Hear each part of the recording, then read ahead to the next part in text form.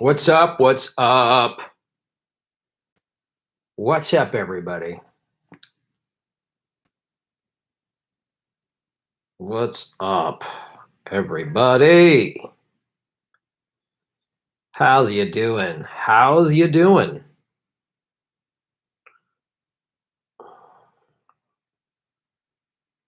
Whatever. Whatever, huh? We'll make it work, right, bro?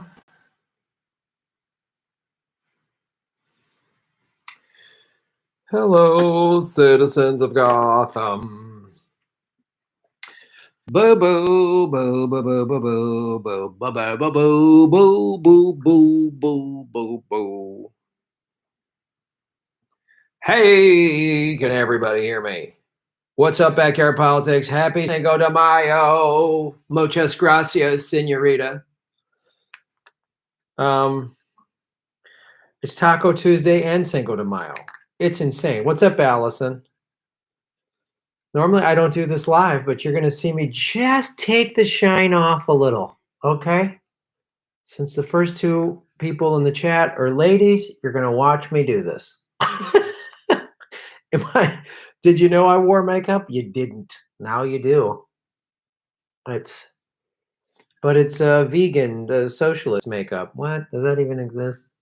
I get a little shiny, and I don't like looking. There we go. What's up, Holland?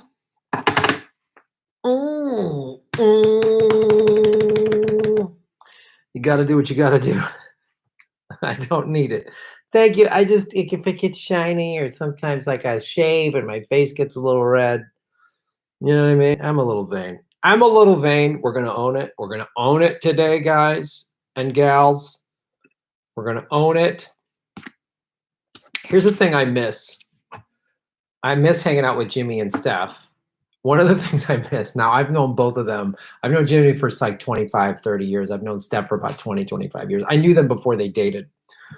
And Steph, who's like a sister, she's like hilarious. And anytime somebody says, and I'll say this, hey guys, and if I'm referring to a bunch of people and she's one of them, she'll always go, I'm not a guy.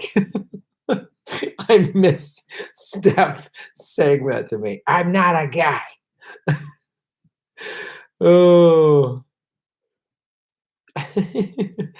But I just want to tweet right now. I am live now. YouTube.com/Graham Elwood. Graham. That's actually the way you pronounce my name. Graham. Hello, Graham. Smooth it out. That's Leo. Yes, I am. I am a Leo. 14 people watching, 3 likes. Well, that's kind of a bummer, huh? What's going on? Is the thing frozen? Boom, boom, pow. Share this out on your social media that I'm live. That always helps. I know Jimmy's live now too, but I needed to talk about this Green Party thing. I just, and I wanted to, I don't know. When I do the 8 o'clock things, like when Jimmy goes live, usually at 4 or 5, and I go after him, which is great. And I've had a lot of people just come over from his stream, which is great. But then I'm getting done live streaming at like 10 o'clock, and then I'm sort of like still wound up, and then I stay up late, and I'm trying to like go to bed early. I like getting up early. And tomorrow I'm going to go surfing. There's some beaches that are kind of opening in Southern California. And basically what they're saying is you can go to the beach and jog or go in the water and swim or surf. You can't lay down a towel. So that's like, so if and by around 10 o'clock, 11 o'clock, they kind of chase the surfers out of the water or something. I don't know. I don't know how it works, but I'm going to go there in the morning. Yeah, when you get up before everyone else, it is peaceful. And I have this roof deck on my building. And if I get up there before like 8, no one's up there. Like you get up there after 8, there's like someone guy was up there today reading. That's cool. But I like going up there early because I can meditate. And then if I get up there early enough before like 7:30, no one's up there. And then I can practice with my samurai sword, which I don't like practicing when there's people around because they look at me like I'm nuts. And they're not wrong. Just some guy like I can't. So I go up there early in the morning and it's like a Zen thing. Working with my samurai sword is like a Zen Buddhist thing, but they don't know that. They just like if I just saw some guy, I would think, oh, this guy's out of his mind. Um yeah. Hit the like button, ladies and gentlemen. Smooth it out. Star piece. Yes, I forget who, but a fan sent this to me, and I love it. You guys send me shirts, and if they're cool and they fit right, I wear them.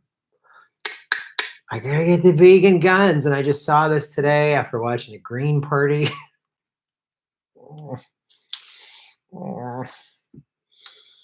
Green Party, come on. So that's what's going on with that.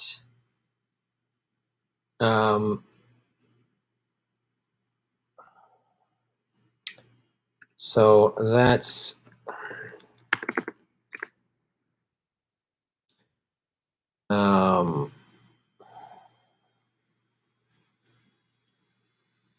somebody's doing a Maldives vlog. 10,000 people watching Jimmy, 30 watching me. That doesn't feel good.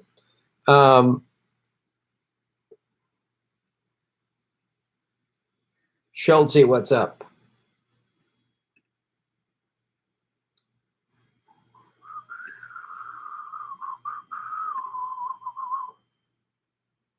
Yeah, join me.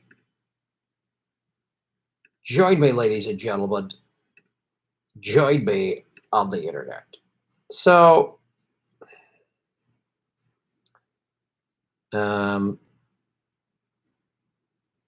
let's.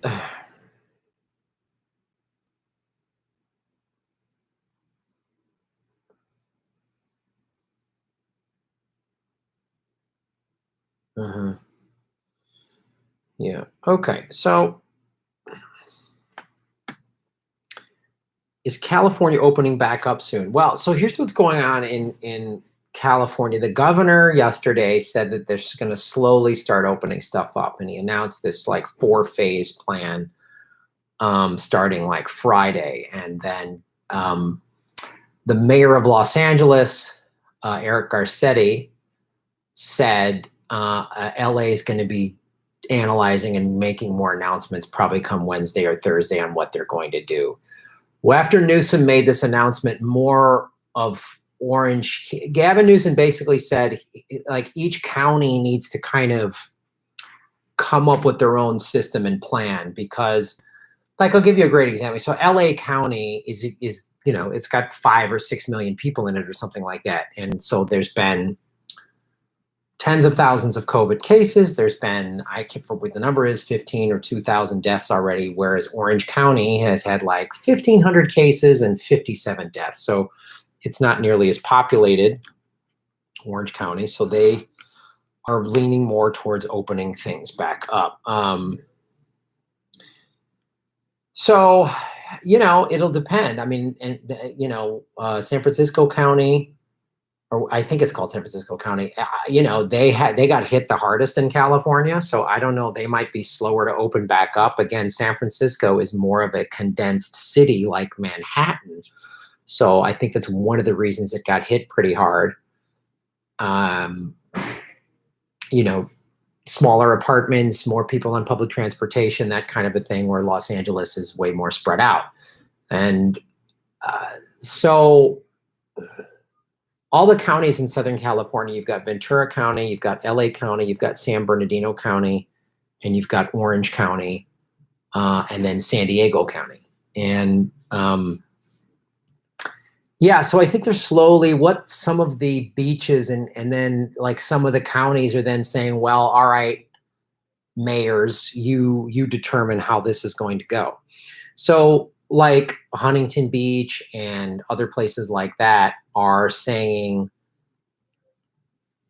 and San Clemente and other cities like that are in Orange County are doing things like, as I was saying, you can go jog on the beach, you can walk on the beach, you can swim, you can surf, kayak, whatever. You can go in the water, but you can't like set up a towel. Because the thing they just don't want to do is what's happened when certain beaches have been opened or they didn't enforce it is then they get kind of packed and there's people hanging out, they're playing volleyball and all this stuff. So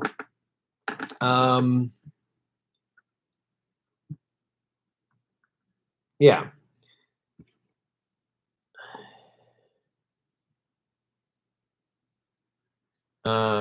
The virus is moving through Europe again, mutated this round. Yeah, it's interesting to see what's going to happen.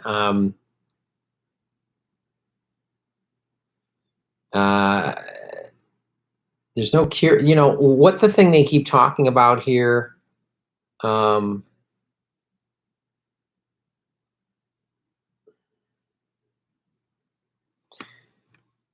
Again, the thing they keep talking about on the news is, and I try to watch at least some of the Mayor Garcetti's speech, you know, when he talks usually every day, and Gavin Newsom, the governor, I try to hear what they have to say.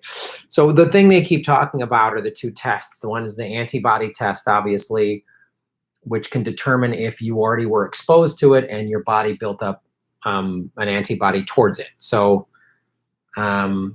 according to the doctors and stuff that I watch on TV, you know, if you get this new virus, then your body has created a new antibody to fight it. So that, and that, I think that test is the most critical.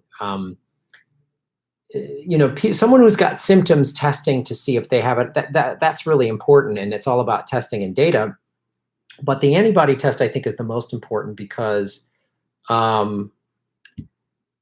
it could help give some information as to why people had it and showed no symptoms or just had mild, like, oh, I felt a little run down, or I felt like I just had a kind of a mild cold or whatever, versus the people who like got it and it was really, because one of the things I heard a doctor talk about was, and I didn't know this,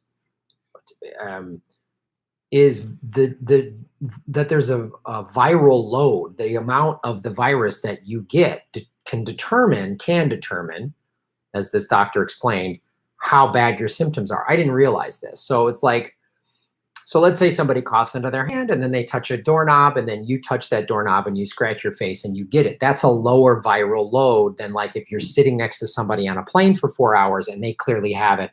And so you're just taking more of the virus on, which would increase your symptoms and your reaction to it. So that might be one of the reasons why some people had it and didn't show much. Just like I'm sure all of us, I'll speak for myself, but every year had a little bit of, felt a little rundown, a little bit of a cold versus the like felt just completely wiped out for 2 weeks or whatever. I'm sure that had something to do with it. Like how much of it were you exposed to? You know, which is why, like, you know, frontline workers and people in the medical community, they're getting exposed to the worst cases and the most amount of people on a daily basis. So that's probably why when they get it, it's a lot more severe. I don't know.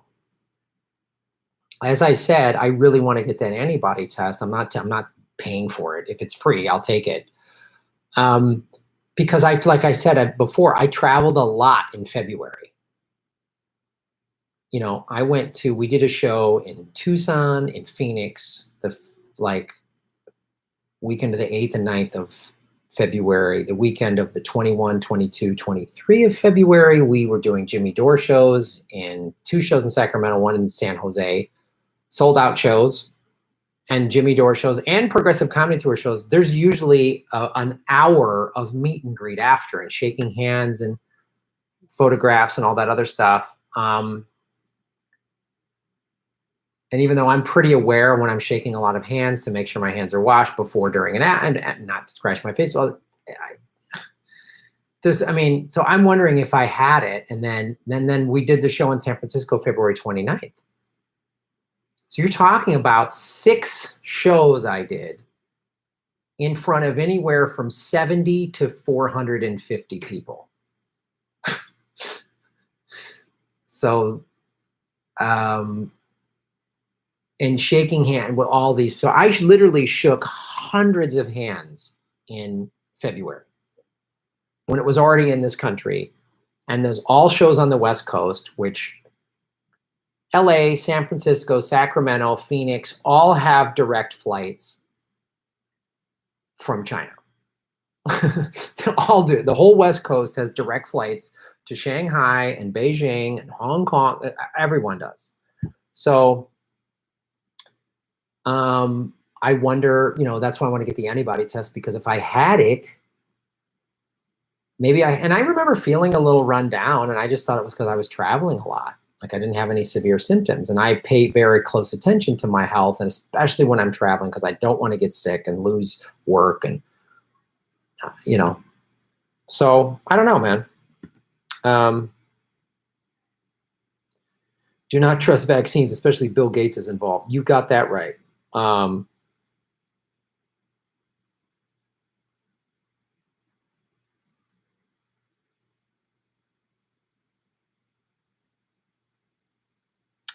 I've not heard anything about a mutation. Yeah. Do not trust vaccines, especially they come from Bill Gates. Absolutely. Careful, lots of information out there. 0.3% of the world population is tested positive with about 3% mortality. Yeah, I keep hearing all these different numbers. Yeah.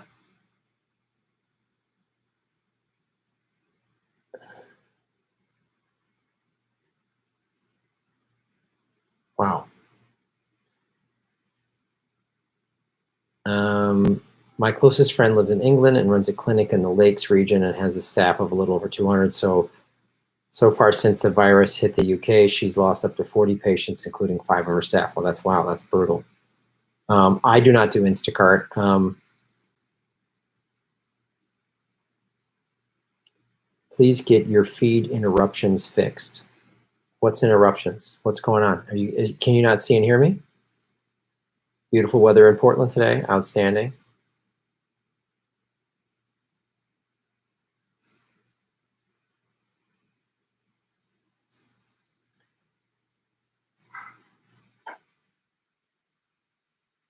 I trust Jeffrey Epstein's buddies' vaccines. Yeah, of course. Landing faked? No, it wasn't. I don't think so. There's no interruptions.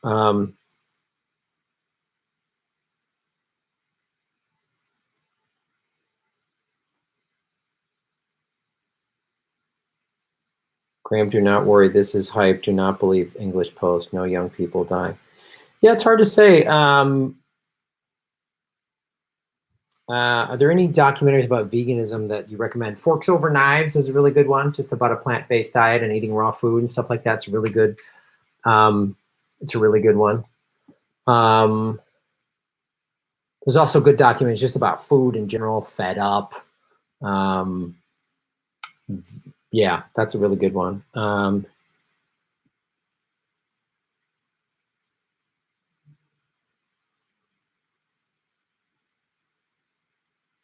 Yeah. So them greens, eh? Oh, yeah. Let's see what the greens have to say. Share this out on your social media, folks, that I'm live. That really helps. 82 watching, 20 some likes. Hit the like button. Hit the like button, ladies and gentlemen.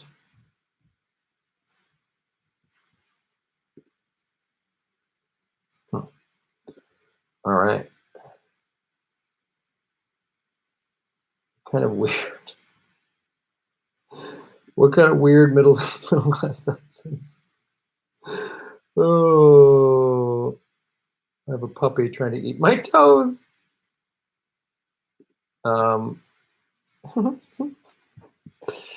Yeah.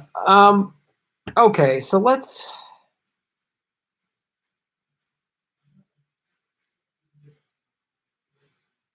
talk about. I just watched the majority of. Let me put this in.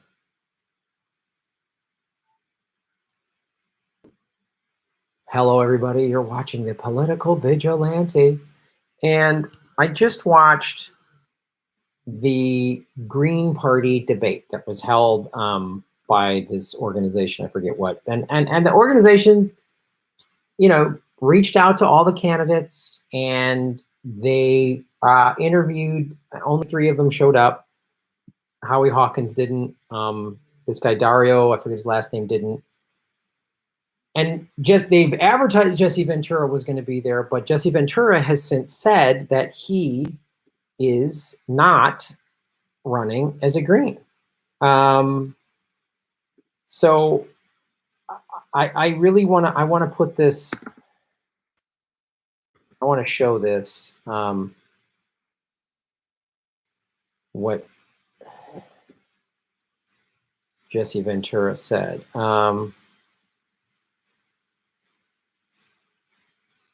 What did he say about this?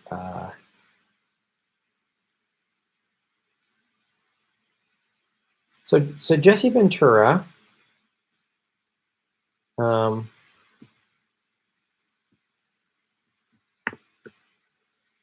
This is interesting. So I really want. I gotta put all this together here. I gotta put all this together. So because there's this tweet.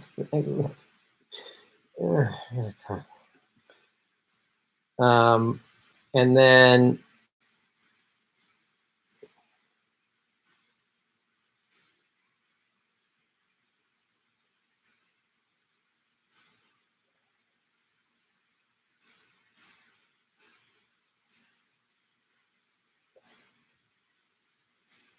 so Jesse Ventura.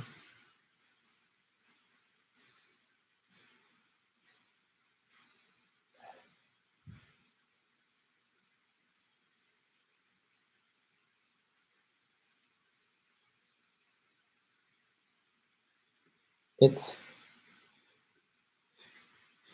all right. I just want to. So there's a tweet. I'm trying to find this tweet where Jesse Ventura said, "I'm not actually running. I just said I joined the Green Party. Like, stop, don't flip out," or something like that.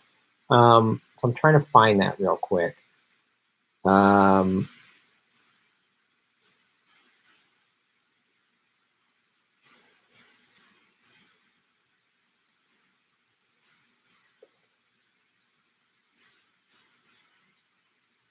I had Jen Brinney on the show. Jen's great. I've had Jen on the show.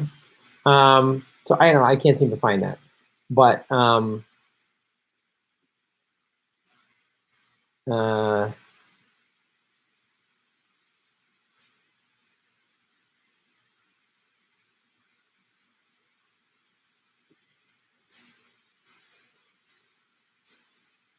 can't seem to find that. Where was that? All right. Anyway. Okay. Hit the like button, maybe, Joe. Alex Jones wants to eat his neighbor's ass. Oh, I'll do that too. I'll talk about that. Thanks, Chelsea. I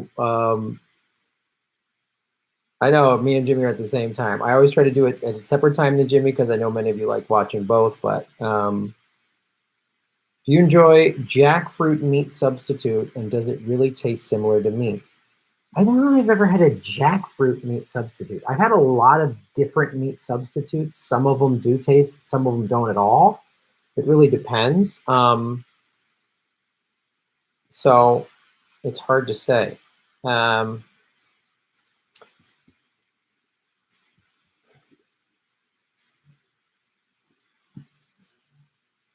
everybody. My name is Graham Elwood, and you are watching The Political Vigilante. The Green Party debate was today, May 5th, and Howie Hawkins was not there. Dario, I forget his name, last time wasn't there. Jesse Ventura was not there. So we've talked on this show recently. There was a lot of buzz and talk of Jesse Ventura running because Jesse Ventura, this is retweeted this. This was on May 2nd. Breaking, Jesse Ventura becomes a member of the Green Party as co-chair Taryn Cruz looks on. Ventura 2020, V for Ventura, right? So this is in Minnesota. So they advertised this Green Party debate that he's going to be there. And as I've said, if he ran as a Green, that would be huge. So I you know, Howie Hawkins has been on Jimmy Dore. He's been on Ron Placone, and he sounds, you know, he's a Russiagator. I just can't get on board with that. So some of these other candidates that had this on this Green Party debate, and I applaud everybody who put the debate together, and I applaud all the candidates that got together. But this debate summarized the sort of problem that I've had with the Green Party is you need a guy like this. Now, one of the guys talking was like, we need to flip the no voters. 4 out of 10 people don't vote.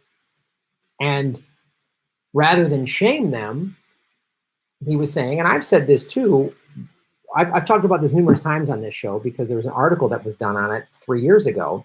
If didn't vote was a candidate, it would have run away. It would have crushed Trump and Hillary in 2016. It would have won an electoral landslide. It would have won a popular vote landslide.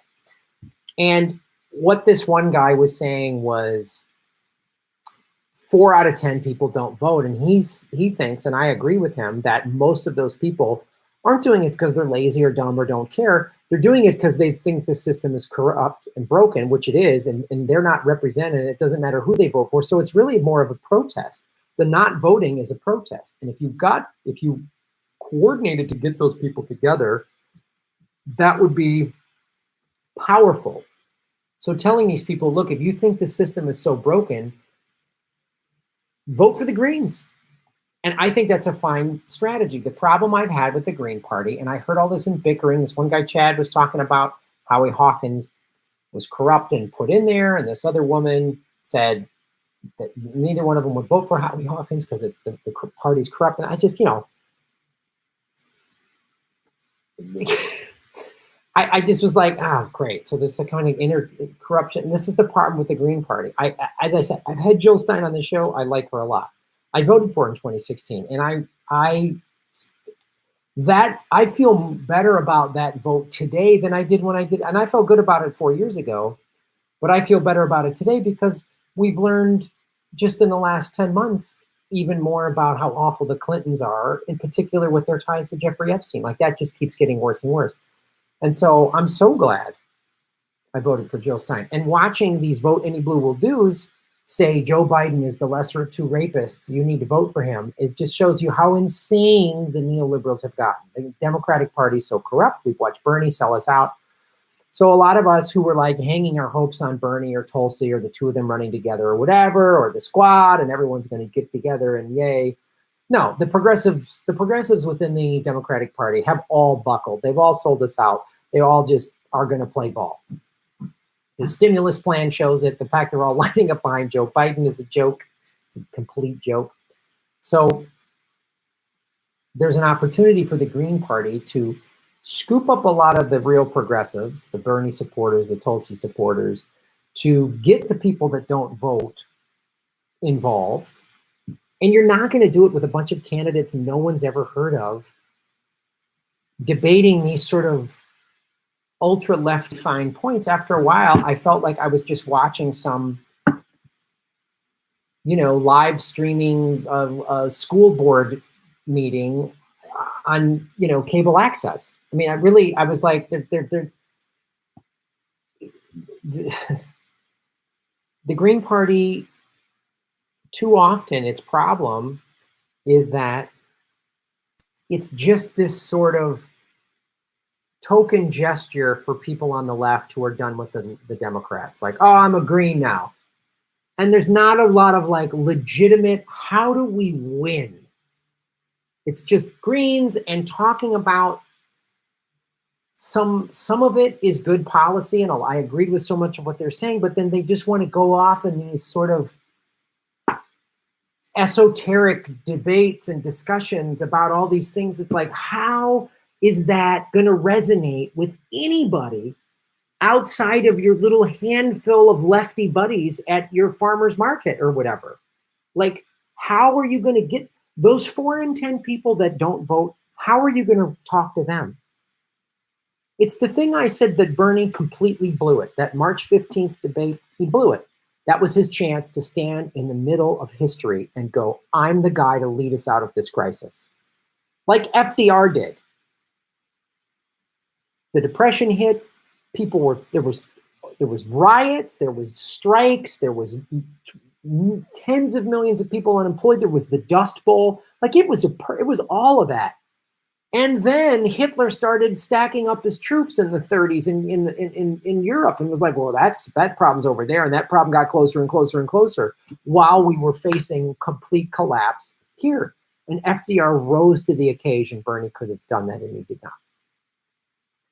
So the Green Party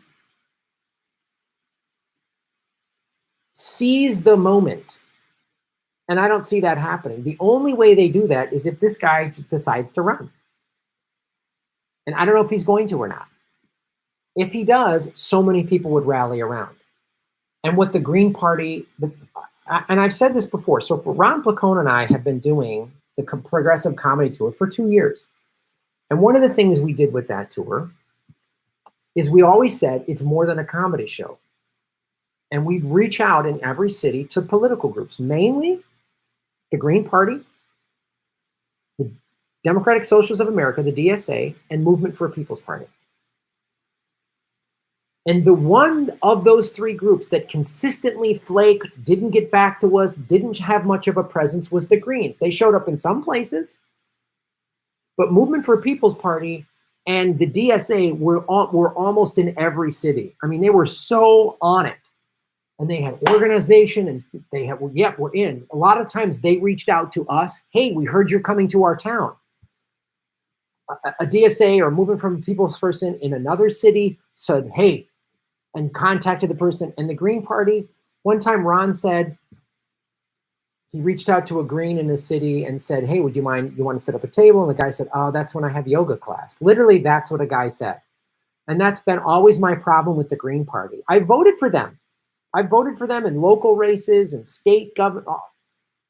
You know, I voted for them numerous times just because I want to support a third party and their platform is what I'm down with. But, and you know, Jill Stein reached out to Bernie in 2016 and said, run as president of the Green. I'll be your VP. Bernie, of course, said no. Bernie's a sheep herder. That's we don't need to get into that discussion. But, and Bernie and Jill Stein that would have been a ticket so many people would have got down with. But they're not seizing the opportunity. And when I talk about the Progressive Comedy Tour, that's just my personal interaction and seeing three different organizations, how they were run. And the Greens, which have been around a hell of a lot longer than the DSA and the Movement for a People's Party, didn't have their shit together because too often, and I see this in Greens, you know, it's just sort of like, oh, I'm a Green, but we're not really going to try to win.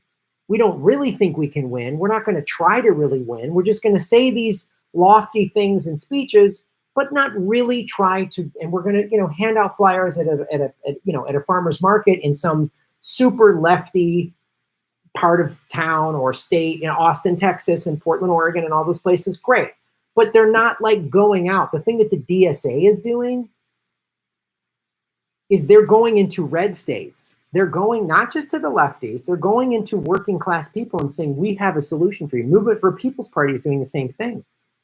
But the problem is the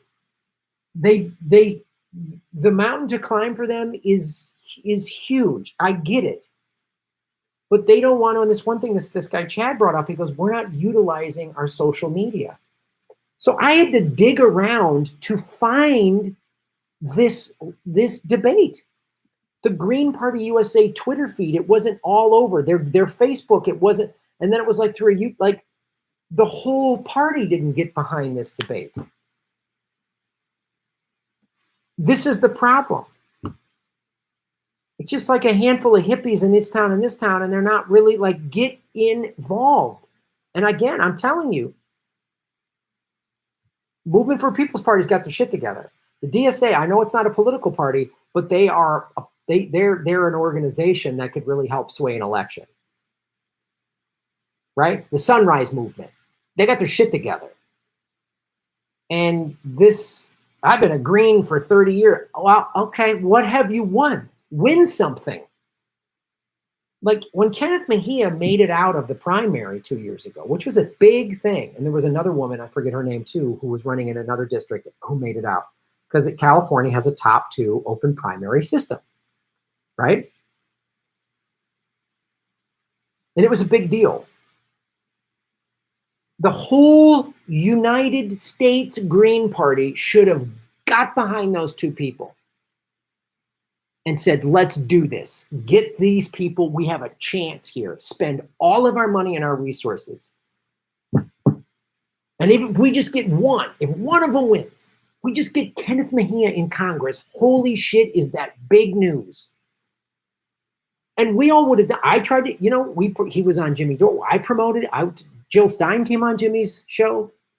I love Jill Stein. I love her. But then the rest of the leadership in all of the various regional green organizations, it's just something for somebody to put a sticker on their Prius or whatever and drive to their farmer's market and just preach to the choir. Go out to the reddest of red districts and preach your message.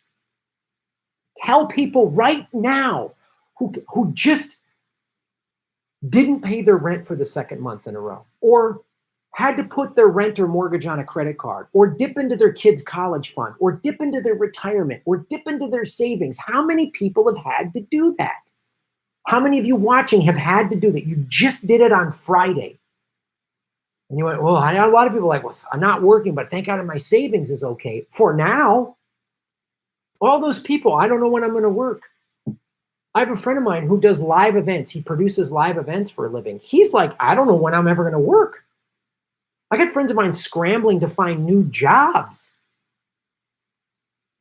I lost all my road work because of this COVID. Thankfully, I've got this show and I've been busting my ass. I go live 6 nights a week in one form or another, either on Rockfin or YouTube or this Zoom show with Ron. I'm busting my ass just to keep my lights on because I haven't got my $1,200 yet. I think I got turned down for unemployment the first time, and I just applied last week for the second unemployment that's for W-2,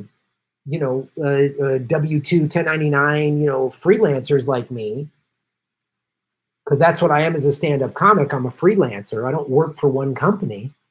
And I've gotten $1,000 in an SBA loan. That's it. I've gotten $1,000.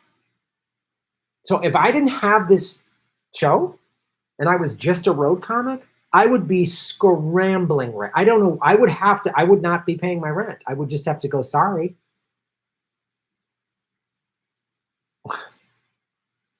And then if we came out of this and I start going back on the road, I'm not getting a rent freeze. My rent's not getting cleared. I'm going to owe 2, 3, 4 months rent. So go talk to all these people that are scared right now in the middle of this pandemic and say, we're going to get you Medicare for all. This is what this party is going to do. No, we're not just a party for a bunch of hippies in California and Oregon and Austin, Texas and Asheville, North Carolina. We're actually here to help all of you working class people. No, sit the red state people down and go, no, don't be afraid of socialism. It's just like the banks. It's just like, what the banks get from the federal government. It's like, find the common ground. And I'm watching this thing debate and just like barely anybody's watching. And I'm like, the party didn't get behind it. I mean, again, the organizers and the people involved did a fine job, but they're just, do you not see what's in front of you? This has never happened. I've said this. Jill Stein, Ralph Nader, even Ross Perot, none of them were running in the middle of a pandemic. Oh, by the way, that's also in a slowly expanding financial crisis that also happens to be in the middle of climate collapse. Like, now is the time. And I was watching this. I just felt like I was watching school board bickering, just nicky over little things. Sure, they're saying all this stuff. Yes, get rid of the private prisons. Absolutely. Police reform. I'm all for it. But like, talk about what is going on to most Americans right now and how the Green Party can come in and fix it. Explain how a Green New Deal would put everybody to work and it would make union jobs making medical supplies and green products here in America right now. Talk to the working class American.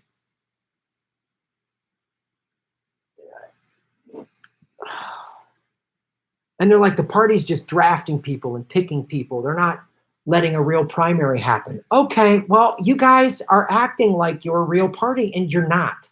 You're not yet. I wish you were. I swear to God, I wish you were. I wish there was always a green on a national debate stage. I wish all the greens were always getting interviewed. I wish half the fucking Congress was green. I wish it was. It is not. So have a plan that acknowledges that you're small and how to grow.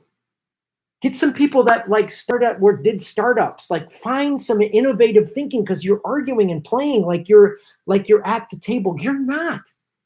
So either figure out how to get at the big table without selling out, or get to fucking start your own table or resonate with people. But it's just like lefty infighting. That's no one tuned into it.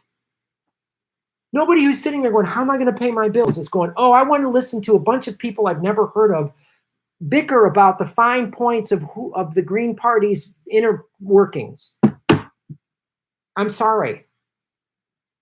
It didn't give me faith that any one of them are going to win. None of them are going to win. They're not even going to get nationally. None of them are even going to get on national TV. Everybody knows who Jill Stein is because she got out there. She ran a national campaign. And yes, getting 5% of the people to register. This one guy brought up a great point. Even in a state like California that's already had its primary. If your primary hasn't happened yet, go vote green. Bernie just sold us out, so go vote green. Backyard Politics wrote me in, so boom, thank you. Shave your knuckles for justice. I'll run. But I mean, like, I have a bigger following than the people I was watching. Nobody knows who Howie Hawkins is outside of our little indie media world. Nobody knows. Everybody knows who Jesse Ventura is. Everybody knows. He blew the world up. He shocked the world when he became governor. So Green Party, wake up. Come up with a national strategy. Get Greens on every school board. Get Greens on this and get Greens on that. And if there's like internal fighting and corruption, then fucking I'm done. I don't want to hear it. What? The national leadership, when they're talking about the PRC or what, I don't even know what you're talking about. It was just like, again, I felt like I was watching community access TV of some school board argument of a school district I don't know about or don't even live in. Like, Jesus Christ.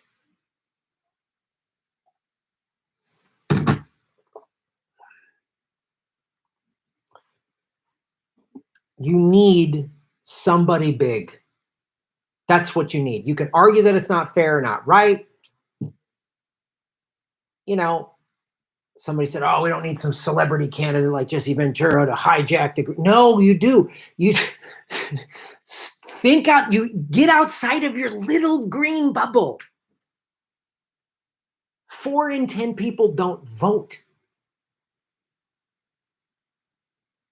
50% of Bernie supporters said they're not going to vote for Joe Biden.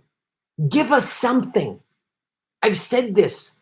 The independent, the libertarian, they are ready to go, man. We are ready to go. The people that intentionally don't vote because the system is so corrupt, they are ready to go. Give them something. Just,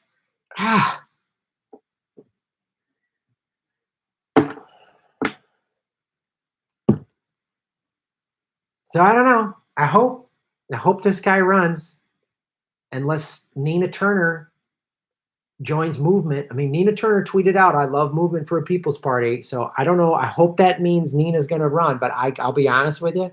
I got crazy respect for Nina Turner, but I haven't seen her do that much to call out the power, the corruption within the Democratic Party. And I'm worried at the end of the day, she'll play ball with the Democrats. Someone will sit her down and Trump's bad. Oh yeah, Trump's bad. Like, If she left and got with movement, I'm down. I'm down. I want someone that can fucking win. Well, in the next 4 years and then 8 years from now, no. The climate is collapsing. We're not going to make it to the year 2040. So we need some real fucking shit, not some goddamn student council fight. Like, get it going. Think big. Think big. The biggest ideas were hatched in a little room. Think of a big idea. How can we do this? Like, fuck, man. Have you traveled through Red State America? I have. I've been performing in there for 20 years. I understood why they voted for Trump, because NAFTA took away their jobs. I met them in Iraq and Afghanistan telling me I took the $20,000 re-enlistment bonus, man, because there's no jobs back where I work. That's why this is my third deployment in Iraq or Afghanistan. Talk to the people.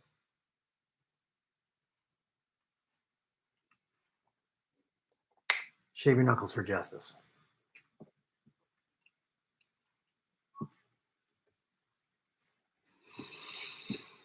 $164 watching, 84 likes.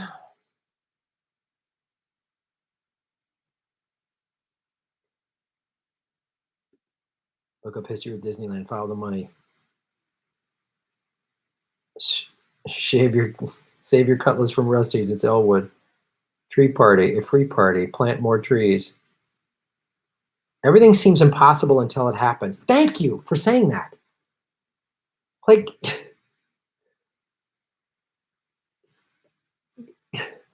Gandhi didn't go, well, we'll never get the British Empire to give up control of India. It's never going to happen. He didn't say that.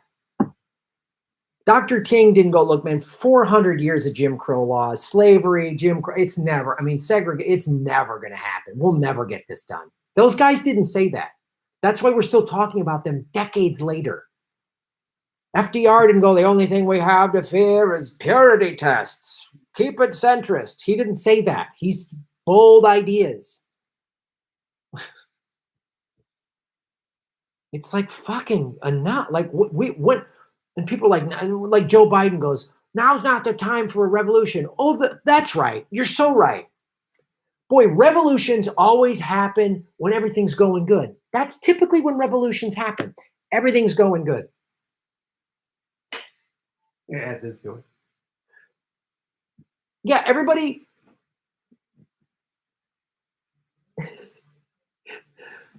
Tell me the time in history when a revolution happened during the good times. Like Joe Biden said in an interview a couple months ago, wait, now people don't want a revolution. Oh, that's right.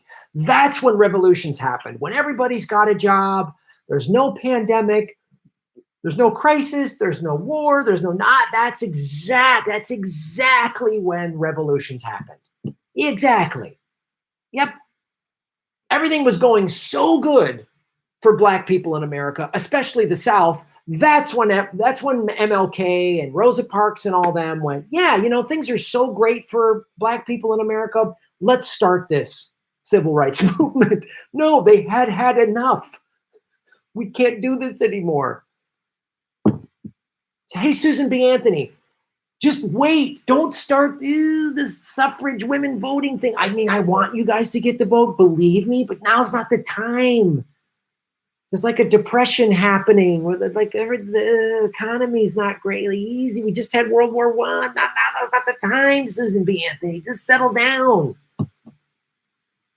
Name one fucking revolution that happened when everything was going good. Name one. You can't. It's never happened. Revolutions happen when people are the economy is completely shut down because of a pandemic. And what is happening? People are protesting the right to go back. They want to go back to work and risk dying.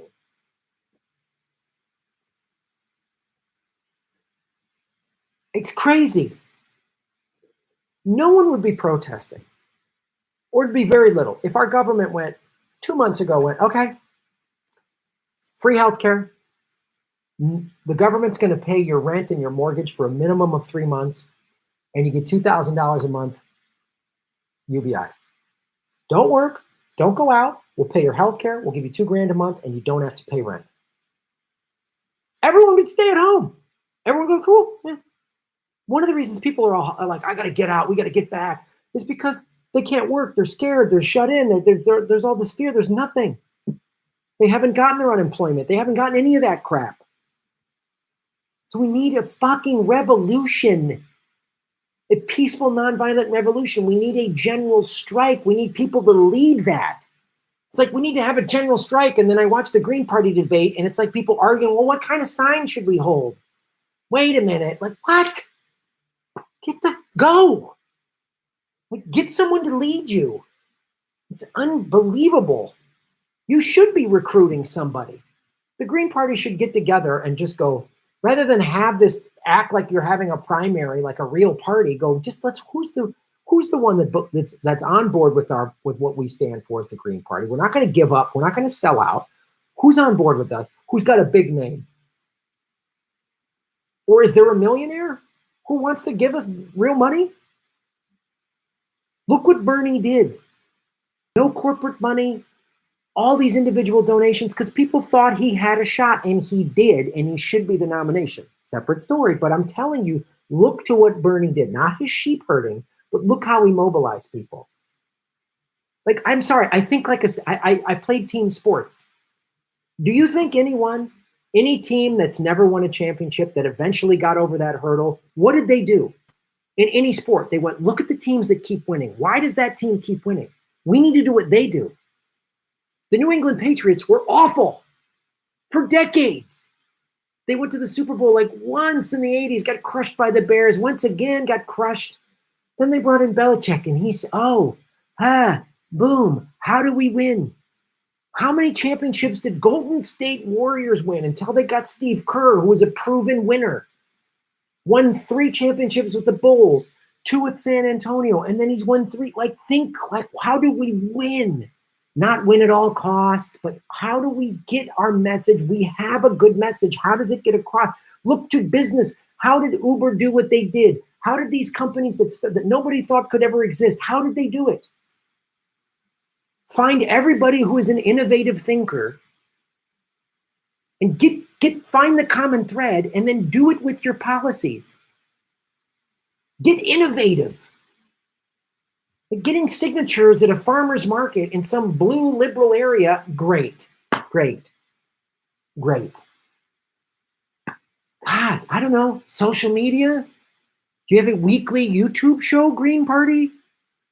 That's someone with some charisma that can resonate, rather than I feel like I'm watching like philosophy professors in the teacher's lounge have an esoteric discussion.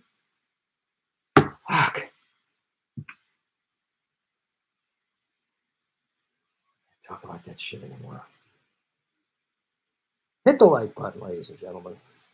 Schultzy 100, shave your knuckles for justice. Great way to support the show is do what Schultzy's doing. Hit the super chat icon. Just kicking things off, shave them. You got them, Schultzy. Farkas Garvey, thank you, Farkas. Shave your knuckles for justice.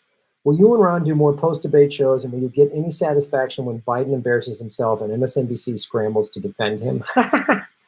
Yeah. If there is presidential debates, which I'm sure they'll have 1 or 2, but who knows? I mean, now Trump wants to debate Biden for sure, because he'll clean Biden's clock. When Trump was worried about having to debate Bernie, because he would have been crushed, but Bernie bailed and quit. So yeah, we'll cover him.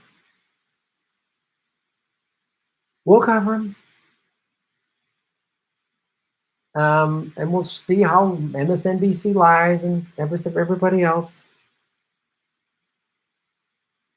It'll be a joke.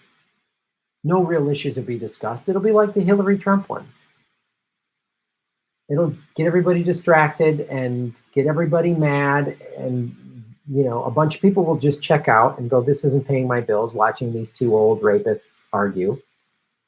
And the diehards on either one of those 2 stupid, utterly corrupt teams, the MAGA morons and the Biden liars, will argue, like all these Vote Any Blue will do, believe all women. Oh, except Tara Reid? What? They're full of shit. All these women, all these female comics in my business were all on social media during the Me Too thing and the Kavanaugh hearing, all of them, screaming when that woman wrote that letter about Chris Hardwick. Oh, Hardwick's a rapist. They just immediately threw him under the bus. Even though I read that woman's letter and I was like, it just sounds like a bad relationship. It sounds like they both were kind of, it wasn't great. And I had other female comic friends of mine read it and go, I don't think there was any abuse here. But the females that were, the female comics that were really vocal and Me Too and we're sick of all this, now those ones are literally like, well, I don't know if we can believe Tara Reid. Really? You hypocritical piece of shit. You are so full of it. You are 100% lying. Oh, and congratulations, Me Too movement, who are now not backing Tara Reid. You've just invalidated your whole movement. It's full of shit. The Me Too movement is completely full of shit now. It's completely full of shit. The Me Too movement is completely full of shit. And you've just said, oh, hey, survivors of sexual abuse, we just made it hard for you. We've just it's more reason why sexual assault victims don't want to speak up. Look what Tara Reid's having to go through. She's getting smeared by women that were big Me Too advocates. How insane how insane is this? It's just the stupid two-party system makes everybody the dumbest. It really melts people's brain. They literally lose their critical thinking skills. In the same asinine way, Trump supporter, he never lies. You're out of your fucking MAGA hat mind. And these Vote Any Blue will do people, they're the same type of crazy. They're the same type of crazy. It's unbelievable.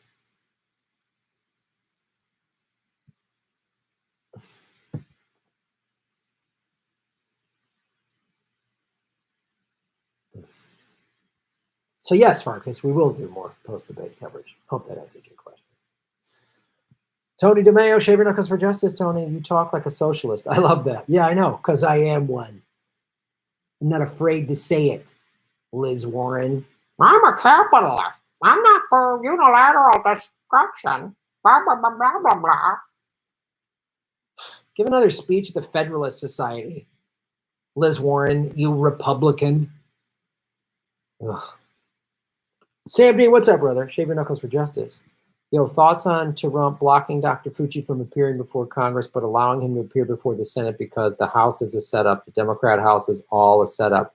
They want us to fail, which means death. Oh, Trump is just, yeah.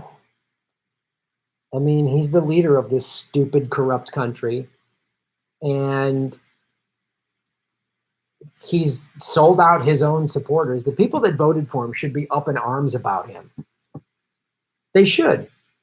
But the reason they're going to vote for him as the lesser of two evils is the Democrats offer them nothing. If the Democratic Party would have actually got behind Bernie when he was leading and not allowed the shadow app and all this double-digit exit poll victories to go the other way and just disregard the UN analysis that our Democratic primary was rigged, the Democratic Party actually wanted to beat Trump, which they don't. The only way to beat Trump was with somebody like Bernie and those policies and platforms. That was the only way to beat him.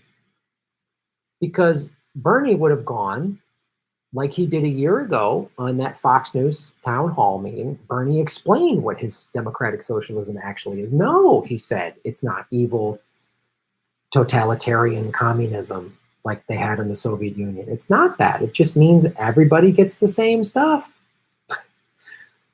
But the Democratic Party would, if they lose to Trump, they'll be fine. They'll be fine with it because they do plenty of fundraising on Trump's bad, Trump's bad. And then they'll spend 2 years. We got to raise money for the midterms because Ruth Bader Ginsburg's going to, she's going to leave or she's going to pass away or retire. And then we're going to lose the Roe v. Wade. That's all they're going to do. And they'll just use that for fundraising. Because the Republicans will never overkill Roe v. Wade. The Republicans would never be able to allow to do that. No one would let them do it. Just like the Democrats could never repeal the Second Amendment. It would never happen. People would go fucking nuts, and they'd go nuts if they lost Roe v. Wade. So that Trump is a little infantile child who can't be shown up. So anybody that contradicts him, he's got to go have his own little, I'm going to do a Fox town hall meeting in front of the Lincoln Memorial. Well, he said, I've been treated worse than Lincoln. Really? You were shot in the head at the Ford Theater? Because you tried to free the slaves? Or you did free the slaves? Is that, you freed the slaves and you got shot in the head for that? Oh, God, Trump is just a jackass. Just another dumb thing to talk about. Oh, the Democrats in Congress are bad. It's just, Trump is a willing puppet to the deep state, to the ruling class. The ruling class needs this like McConnell versus Pelosi. It's a gift. It's a pay-per-view ratings bonanza gift. It's like Dana White says. He said in the Tito Ortiz, Chuck Liddell 30 for 30, which that was when the UFC really came into its own. It was really, is Dana White said it. He goes, what you need for a good fight is you need controversy and, animosity. That's all Dana White wants. He wants these fighters to not like each other. It helps sell tickets. Good for him. It's like, I've said this about sports, like, because I follow smaller sports leagues like the WNBA and MLS soccer. And what helps is rivalries. Like when LAFC opened up a stadium 2 years ago in LA, all of a sudden, one of the greatest rivalries in MLS became LAFC versus the Galaxy. Crosstown rival, they called it the El Tráfico. Boom. It's like when they gave Portland a team, immediately there's a rivalry between Portland and Seattle. It sells tickets. It's good for tickets. The WNBA needs good rivalries. It helps sell tickets. So look, our corporate media needs ratings. They need to sell tickets. So the Democrat Congress versus the Republican, and then everyone goes on social media and argues about it. My team's better than your team, just like stupid fucking sports fans. That's all it is. It's the same shit. And the Green Party is over here in the corner having a bake sale for a grade school, thinking that they're on par with the goddamn NFL. And it's just like,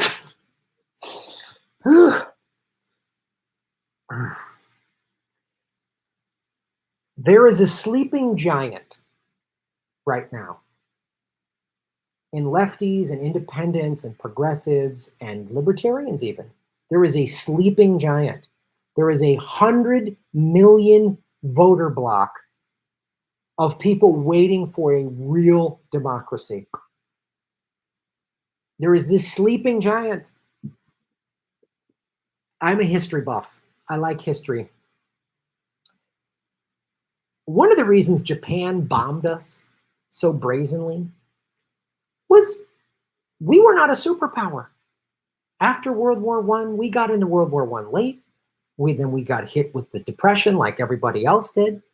And we had this new crazy president, FDR, and was talking all these ideas, and we were this largely agricultural country. We didn't have much of a military. They always talk about Japan awoke the sleeping giant.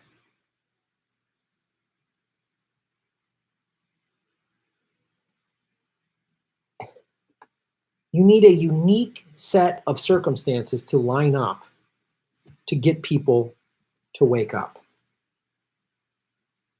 I don't know. Maybe one will come along. We're not in a crazy set of circumstances now. It's not like there's a global pandemic and climate collapses, and now we're in the middle of an economic crushing, and we just gave banks $4 trillion, and the banks were bailed out 10 years ago, and nothing was prosecuted, and people are fed up, and people were already paycheck to paycheck before the government got shut down. So it's not like we're in the middle of a once in a lifetime. Even when the Spanish flu happened, we didn't have this global economy that got shut down. Air travel got shut down. Done. My job, anybody who traveled for business like me, all of these jobs we help fuel: rental car, hotel, restaurants, Lyft, shuttle bus drivers, everyone at the airport, everyone at the airlines. all those jobs are shut down. So Gee, I don't know. Maybe some unique set of circumstances will suddenly line up maybe 4 or 8 or 12 years down the road. And then maybe then the Green Party will wake up from its fucking organic bake sale and do something. Jesus Christ.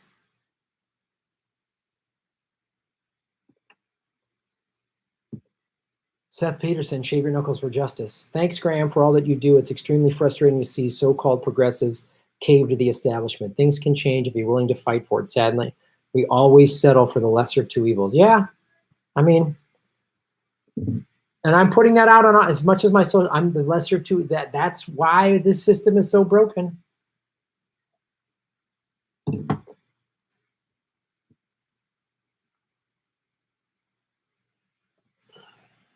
It's crazy. And nobody wants to see it. It is the definition of insanity, doing the same thing over and over, expecting different results. And when you point that out, people call me the bad guy. I'm the crazy guy. Oh, Graham, you're going to help Trump win. How? I live in California. How the fuck am I going to let Trump win? There's no way Trump is going to win California. It's impossible. And I'm not voting for Trump either. So does that mean I'm helping? Because that's what Trumpers say. You're helping Biden win.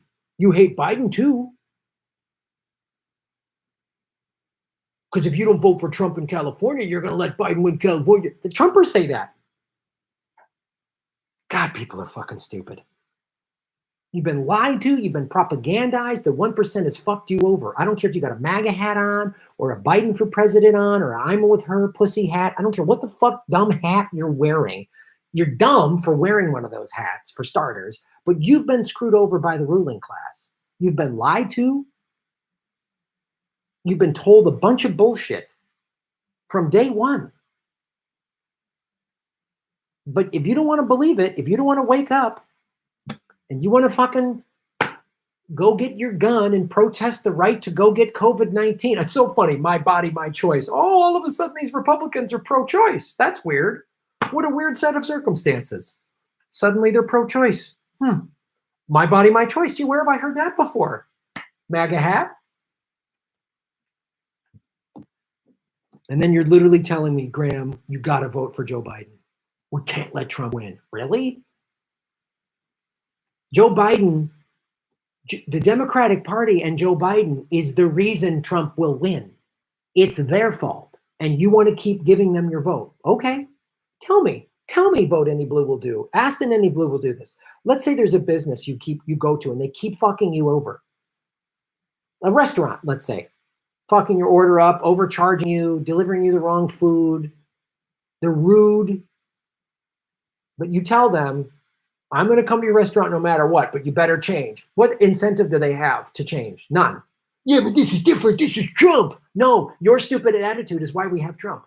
You morons that got behind Hillary fucking Clinton and refused to call out the corruption of the Democratic Party. This is on you. This is on you. And if you're not willing to rise up against the Democratic Party and Nancy Pelosi and Chuck Schumer and fucking MSNBC and CNN, you're not willing to rise up, you only want to rise up against the Republicans, then you're a liar. And all of you populists that voted for Trump and thought he's fighting for you, and you don't want to pull your head out of your fucking MAGA ass and see how much he's fucking you over, both parties are fucking you over on a daily basis. But no. Wear your dumb MAGA hat, vote any blue will do, and keep doing the same thing over and over, and then act perplexed. Keep hitting yourself in the face and then wonder why you have a headache. Just keep doing it. Tell me how it goes. Just keep hitting yourself in the face. Oh, God, I got such a headache. I don't know what's going on. And when I go, hey, stop hitting yourself in the face. Hey, you hate America, or you hate blue will do, or whatever fucking moronic bullshit. What's it like being stupid every day of your life? Like, what's that like? The MAGA hats and the any blue will do is like, what's that? I want to know what it's like being that fucking dumb. Like walking around with that much stupidity in your brain. Hillary's my feminist hero. She was on Epstein plane twice. Her husband was on 26 times. Ghislaine Maxwell was at their daughter's wedding. Really? Really? They're friends with pedophiles and sex traffickers, and that's your feminist hero. God, you're full of shit.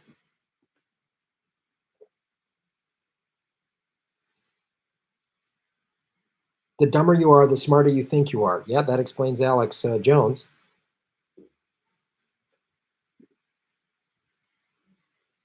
Oh, Anthony, shave your knuckles for justice. Hi from Southwest Detroit. Abolish Homeland Security now. I'm down with that. I'm down with that. CJ Park, what's up? Shave your knuckles for justice. You're better than Jimmy because you speak the kind of truth that involves more courage. Jimmy's my friend. I love him. Sky's not the limit. Shave your knuckles for justice. I bet there's clean energy tech being suppressed. Yeah, I bet you're right.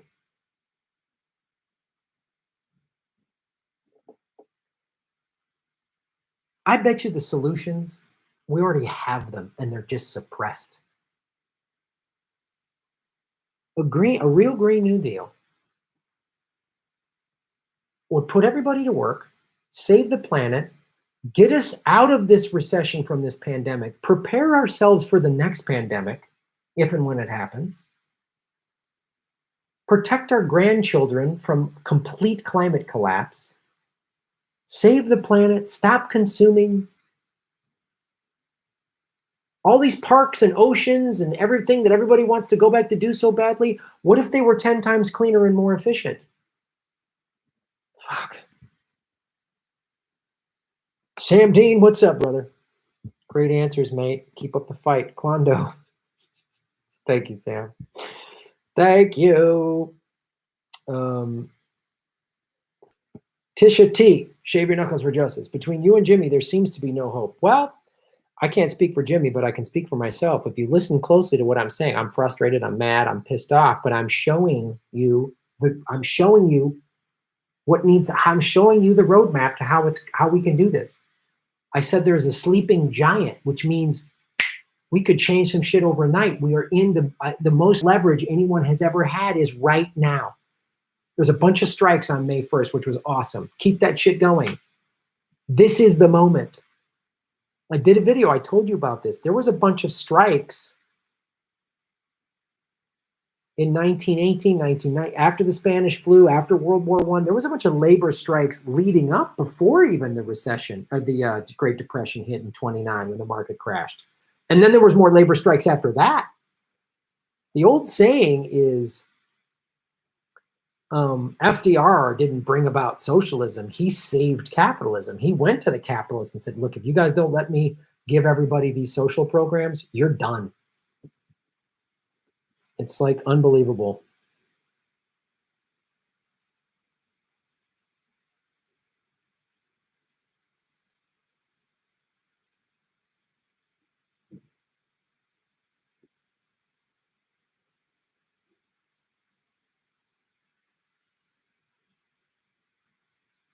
Yeah. Trump keeps bailing out big banks. He doesn't give a shit about working class people. I heard Epstein died because he didn't receive his stimulus check on time. Oh.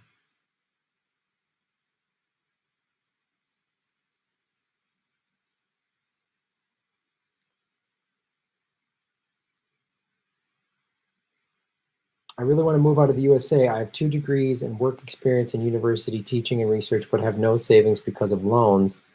Impossible to leave. Money always a requirement. They've trapped us here.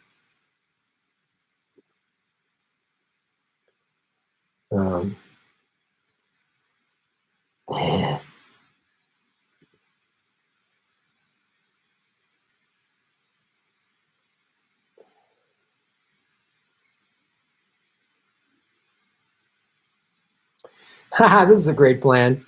Spam your local corporate Dems with social media with screenshots of their donor list. Yeah, that's great.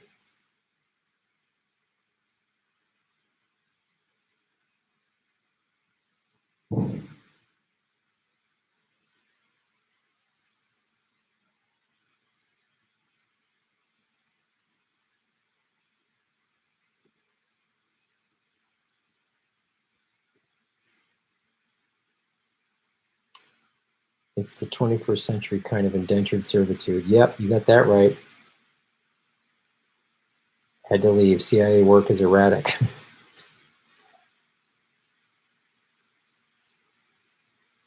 Graham, the police in New York City attacked me because I'm a person of color.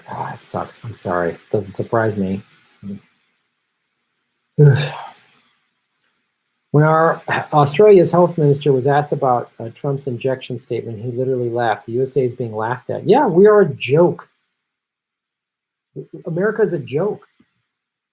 And because we're not handling this right, when countries start opening up and lifting travel bans, they might say Americans can't come in here because you guys haven't been tested and got shitty healthcare. They might say that, you know.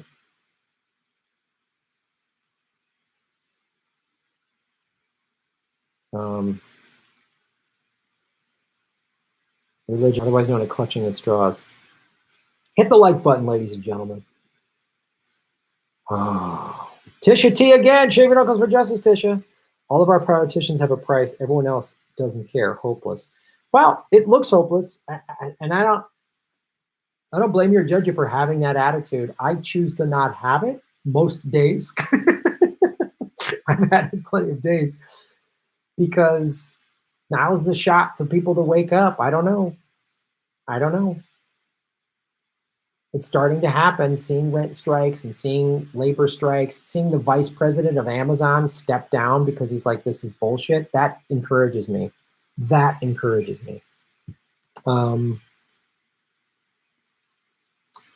Look, the financial situation is going to get worse. And then people are going to really, and it's going to force more people into the streets. Unfortunately, that's what has to happen for people to really wake up. People don't really wake up until it like literally affects their lives and knocks on their door, and they're going to. You know, some of these states like Georgia opened up too soon, in my opinion. 1,000 new cases. You know. And is the government hyping up the numbers and making COVID seem scary and worse than it is? Probably. I don't doubt that either. You can have both things exist at once. It's a highly contagious disease. I mean, a friend of a friend, she just posted all of her symptoms. She was very healthy and how awful it was for 2 or 3 weeks. It sounds brutal. Some people get it and have a brutal reaction, even though they're very healthy. So, you know, I'm choosing the hopeful side. I'm not unrealistic. And I'm just trying to motivate people on this show. I have a little following here. I don't have 6 million followers. I got 67,000. So I'm just trying to get the word out as best I can and get people to wake up, man. You know, I've said this, organize a union, join a union, unionize your job, especially right now if you're a frontline worker, because now you have the leverage. You know, you have the leverage. McDonald's, Amazon, Target, these big corporations, you work for them, or you have now you have the leverage to do it. And more labor unions actually get more people involved politically. That's why they've eviscerated the labor unions over the last 4 or 5 decades, because all of the many of the social movements got their start and got their traction in labor unions, because labor unions are already organized. They don't want us organized. If a union goes, oh, we're backing this democratic socialist candidate, boom, we're backing the social movement. You know, we're protesting this union is walking off the job until this thing, until there's police reform. The social movements have had labor backing often. Look at the civil rights movement. So many labor unions were involved in that. That was like the garbage strike. I forget in Alabama. I forget what state it was, but it was one of the beginning stages of the civil rights movement.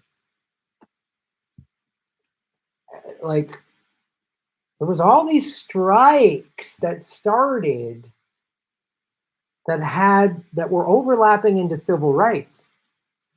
And Dr. King and everybody saw this and kind of that's how they started to, oh, we can mobilize. We can get this organized. Oh, okay, wait a minute. One of the reasons this union is going on strike is because, oh, it's largely black men that are in this and they're getting largely underpaid by the the white owners. And we can wait a minute now. We can that's how they did it. And many labor unions were anti-Vietnam War. You know? Labor unions got involved with the women's movement and women getting equal right. I mean, this is like, it's, you know?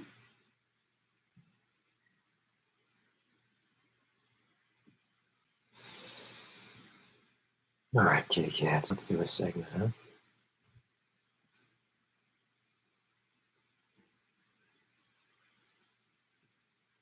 And I've talked about this show. I want to get into this now. Let's fucking get into it, kids. Let's get into it.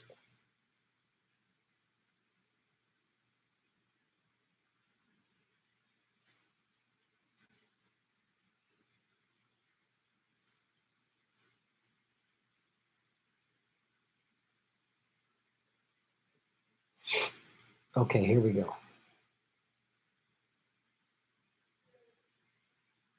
Here we go. Here we go. Here we go.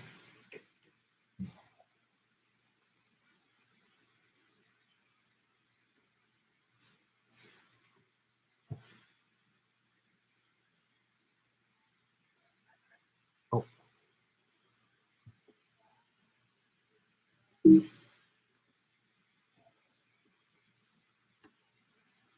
Hello, everybody. My name is Graham Heldt, and you are watching a political vigilante served up on a hot plate of vegan guns. I've talked a lot on this show about how artists can be art songs. I talked about a punk rock song from 1981 that was basically calling out what our situation is today. Chris Hedges has talked about it in Death of the Liberal Class. A lot of socialist art was in the 20s and 30s, plays, A Tree Grows in Brooklyn, stuff like that were about social and labor movements. And art has always been used to connect with people, music lyrics to rally people. In the 60s and 70s, we saw this. But in the 80s, big corporations came in and started taking over all of the media. When I talk about the corporate media, I always got to remind everybody, I mean Hollywood as well. I've done videos showing how the CIA has been infiltrated in Hollywood since like the late 40s or 50s. We've talked about Operation Mockingbird, how they want to control the message, right? So this was sent to me. The secret meeting that changed rap music and destroyed a generation. This anonymous letter handed in my inbox about a minute ago. Now, this was April 24, 2012. I don't know how valid this is, but I'm going to read it because it makes sense. I can't say, oh, it's this news source, this reporter, this whistleblower. I can't say that. It's just somebody tweeted this to me. But when you read it, you're going to go, ooh. Between the 80s and early 90s, I was what you call a decision maker with one of the more established companies in the music industry. So it's a long letter, and I'll put the link in the show notes. And I'm going to read you some of it because he talks about I was established in the music industry. And there was this meeting in Los Angeles, and I'm going to read about it, where they talked about, oh, we need more gangster rap. Because you notice, I remember I got into first I got into rap when I was a kid in the 80s, and because they played it at my day. I went to this school, Evans Township High School, very integrated. So we had DJs and we were listening to dance music and rap and, basically black music, right? I was a white kid listening to black music and dance and all that stuff. And then like Public Enemy came out and I was like, their shit was raw and it was social commentary and political, right? Notice now all the mainstream big time songs are always just pop, or there's no like, where's the social commentary music? Where's all the songs from the 60s and the 70s? Where is that? Like the Clash, and where is the social commentary music? Where is it? And we started to get it. And some of it, like NWA and stuff, was like, it was calling out police brutality and all that other stuff. But it got bastardized because it became profitable. And this anonymous email explains that it was designed to get rid of a message and just keep America scared, right? Keep white America scared. So this meeting was held at a private residence on the outskirts of Los Angeles. I remember about 25 to 30 people being there, and most of them familiar faces. So I just realized I was going to put this, but I'm going to just read the majority of this letter. It's really lengthy. Rather than taking segments, I realized. So I'm going to start here. Our casual chatter in early 1991, I was invited to attend a closed-door meeting with a small group of music business insiders to discuss rap music's new direction. Little did I know that we would be asked to participate in one of the most unethical and destructive business practices I have ever seen. Among the attendees, in addition to most of the people that this person knew, was a small group of unfamiliar faces who stayed to themselves and made no attempt to socialize beyond their circle. Based on their behavior and formal appearance, they didn't seem to be in our industry. Our casual chatter was interrupted when we were asked to sign a confidentiality agreement, preventing us from publicly discussing the information presented during the meeting. Needless to say, this intrigued me and in some cases disturbed many of us. The agreement was only a page long, but very clear on the matter and consequences, which stated that violating the terms would result in job termination. We asked several people what this meeting was about and the reason for such secrecy, but couldn't find anyone who had answers for us. A few people refused to sign and walked out. No one stopped them. I was tempted to follow, but curiosity got the best of me. A man who was part of the unfamiliar group collected the agreements from us. Quickly after the meeting began, one of my industry colleagues, who shall remain nameless like everyone else, thanked us for attending. He gave the floor to a man who only introduced himself by first name and gave no further details about his personal background. I think he was the owner of the residence, but it never was confirmed. He briefly praised all of us for our success we had achieved in our industry and congratulated us for being selected as part of a small group as decision makers. At this point, I began to feel slightly uncomfortable at the strangeness of this gathering. The subject quickly changed as the speaker went on to tell us that the respective companies we represented had invested in very profitable industry, which would become even more rewarding with our active involvement.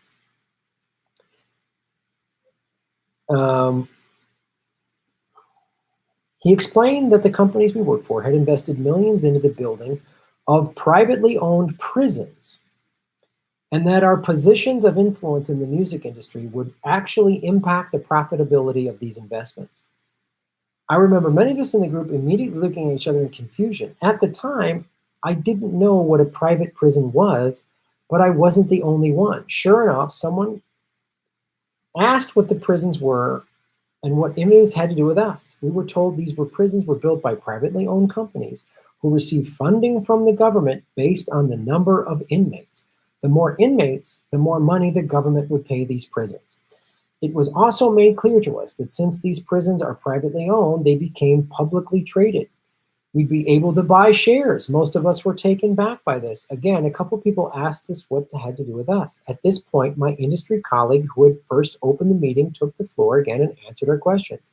He told us that since our employers had become silent investors in the prison business, it was now in their interest to make sure that these prisons remain filled.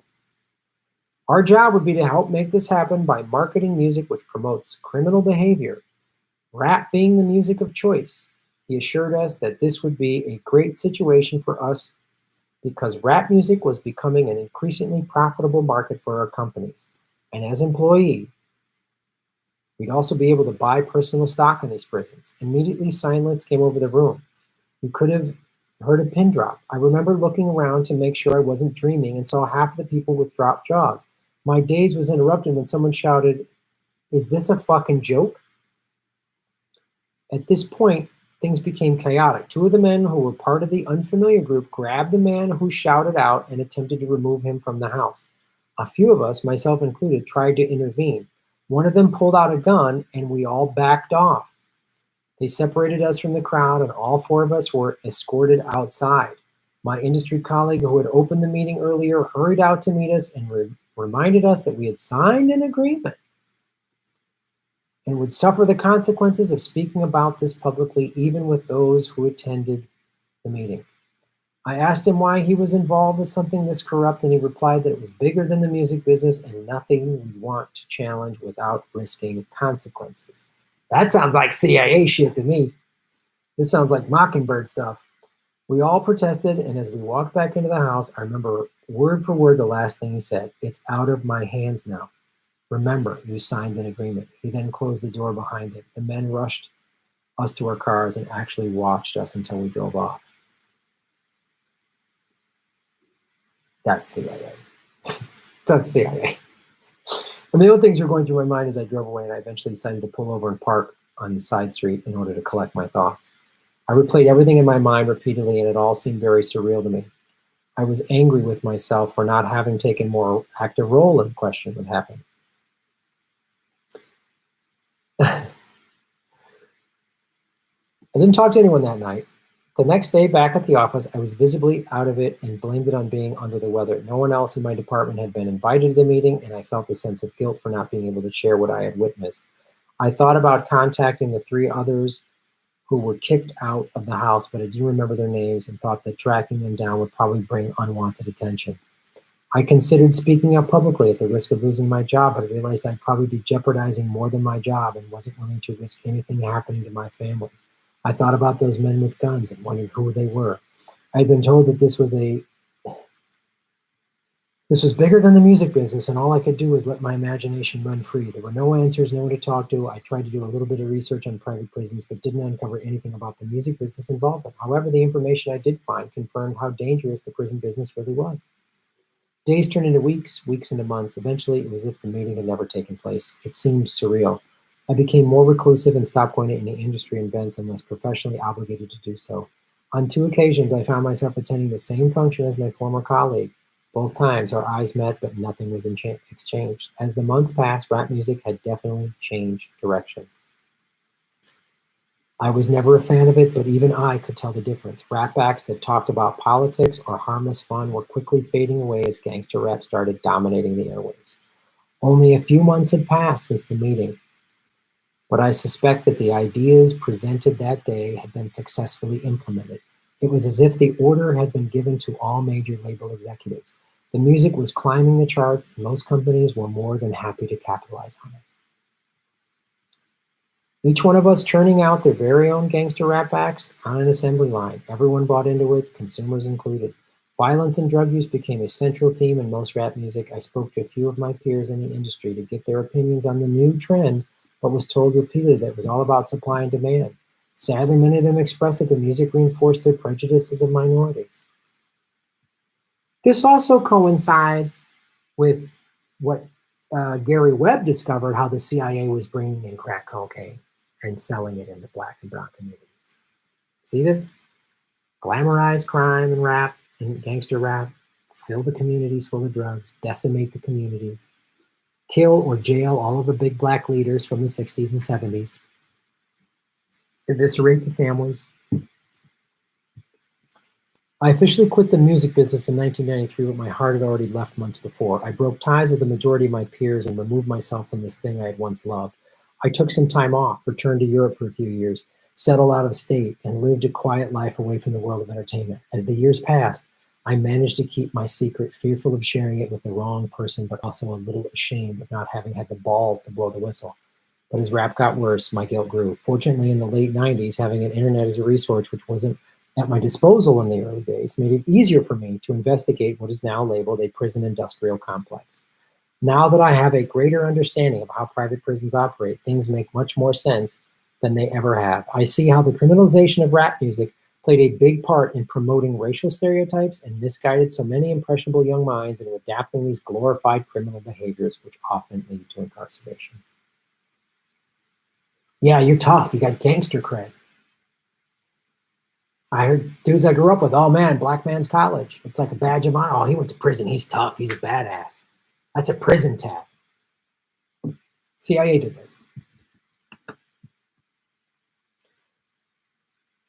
20 years of guilt is a heavy load to carry, but at least I can do now is share my story, hoping that the fans of rap music realize how they've been used for the past 2 decades. Although I plan on remaining anonymous for obvious reasons, my goal now is to get this information out to as many people as possible. Please help me spread the word. Hopefully others who attended the meeting back in 91 will be inspired by this and tell their own stories. Most importantly, if only one life has been touched by my story, I pray that it makes the weight of my guilt a little more tolerable.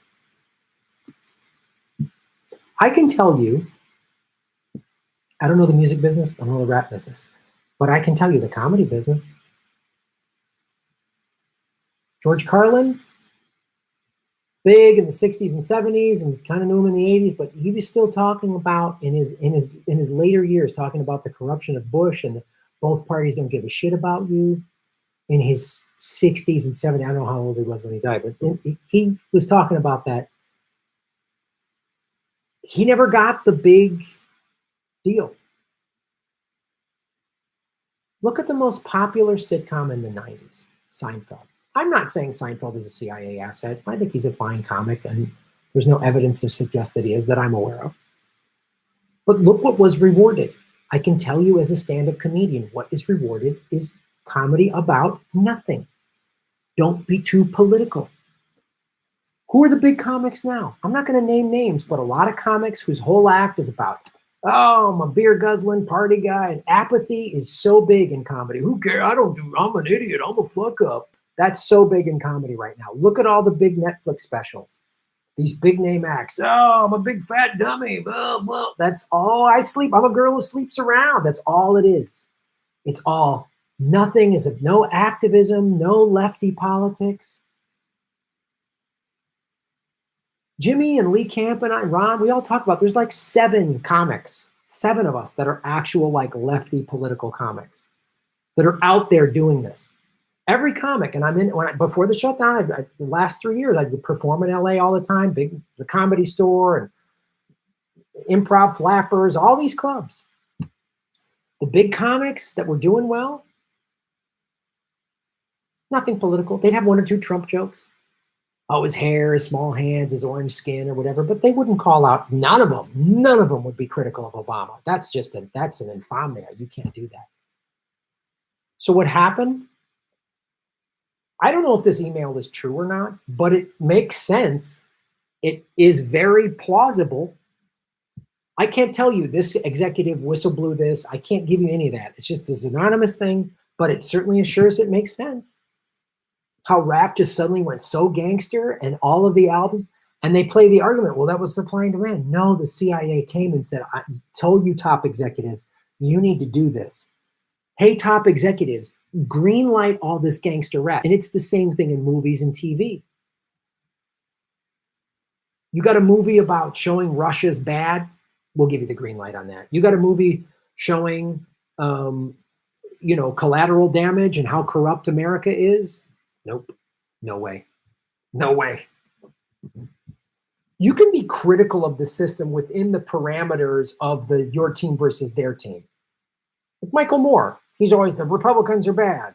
He'll be kind of critical within these parameters, and Michael Moore does some good work, and I haven't seen Planet of Humans yet. I'm not, but like, you can't say the whole system's bad. You can't sit there and do a movie showing all of the war crimes of Barack Obama and George W. Bush. You can't do that. You can do the professional wrestling, red versus blue. Like, look at AOC. She's going to move herself up the Democratic Party really fast because she won't call out Pelosi. She won't call out the cheating of the primary. She just grandstands and says the Republicans are bad in that stimulus bill, even though she voted for it and lied to you about that. This is all part of the big picture. And I've seen it as a stand-up comic. When I was hosting game shows, I got plenty of work. When I started calling shit out, I lost work. I lost work 3 years ago because of my Twitter feed. I was still doing a movie review podcast, Comedy Film Nerds, and I was asked to do this movie game show. And we were going to do like a pilot version at the San Diego Comic-Con. And I didn't even audition. They just hired me because I've hosted all these game shows and I know a lot about movies. I've written a book on it. It's for sale at grahamelwood.com. Free shipping. You're supporting the show. Help me out.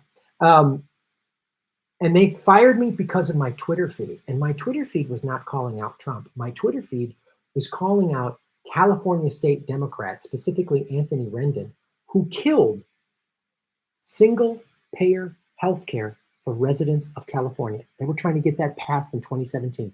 Hey, you live in California? We could have had free health care for everybody in California starting 3 years ago. But the Democrats killed it, and I called them out. I wasn't all caps. I wasn't swearing. I wasn't personal insults. I just said the Democrats in California just got rid of this. That's what I got fired for. So if this show was me with my shirt off, drinking, and oh, we're going to make margaritas during quarantine, woo, talking about going to strip clubs and this and that, they wouldn't suppress any of my videos. If I was a party guy, Graham Elwood party guy from the strip poker game show, if I was that guy, I was here with some chick in a bikini, we're doing some funny thing, aha, sex, drinking, getting high, big bong rip, woo, I would have at least 500,000 subscribers. Shave your knuckles for justice. That's the truth. But that's why you watch this show. Because I'll tell you this shit. They're not reading this. They're not reading this letter. Rachel Maddow's not going to read this letter. Fucking Tucker Carlson wouldn't read this letter. Anderson Cooper's not reading this letter. I'm reading this letter. Because I know how corrupt show business is, and it is a part of the ruling classes, which is the CIA is a part of that, of shaping your knowledge. It's why so many people are either MAGA hat or vote any blue will do, and they think the other side's dumb when they're both stupid because they've both been played for suckers and they need to wake up.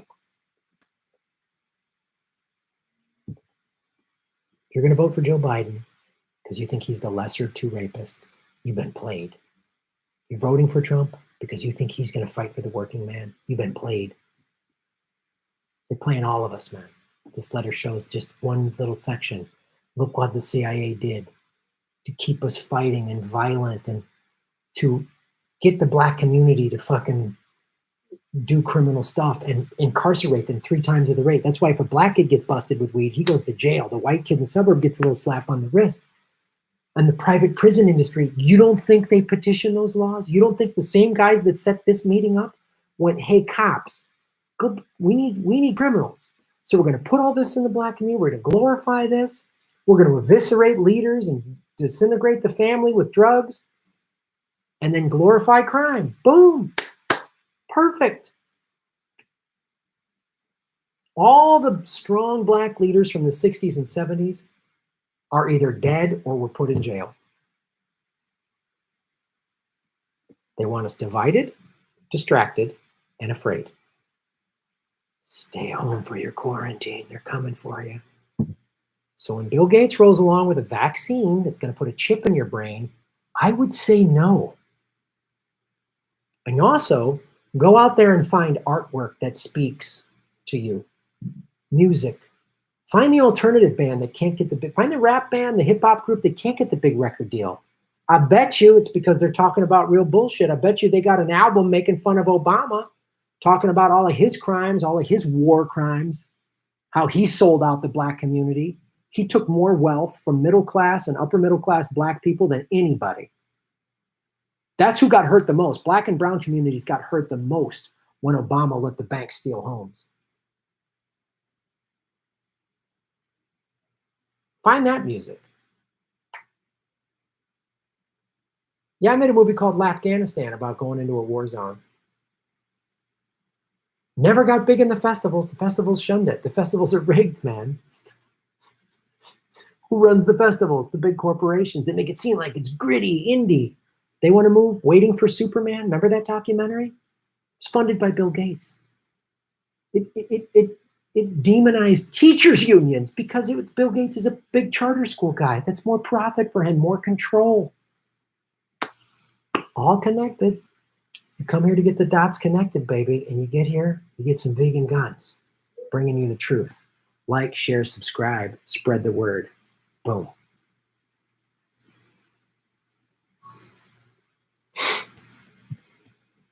What about that now? 190 likes.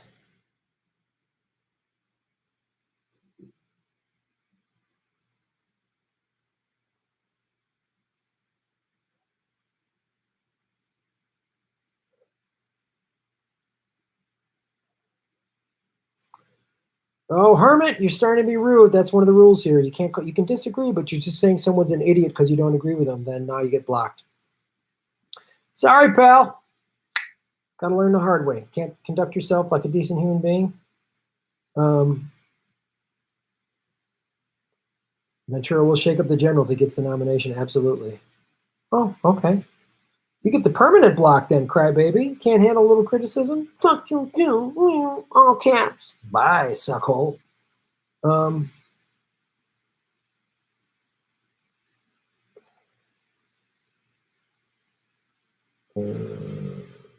Enjoy tasting Corona beer for Cinco de Mayo.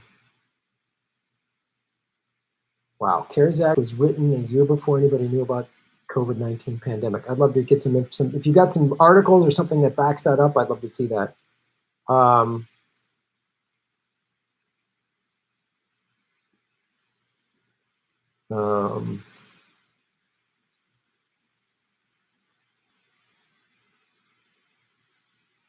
What's up with him and God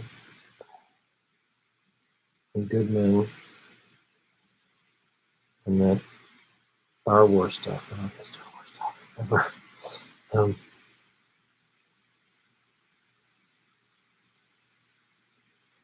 Yeah, crazy. I have doctors in my family treating patients terrified of this thing. They never told me about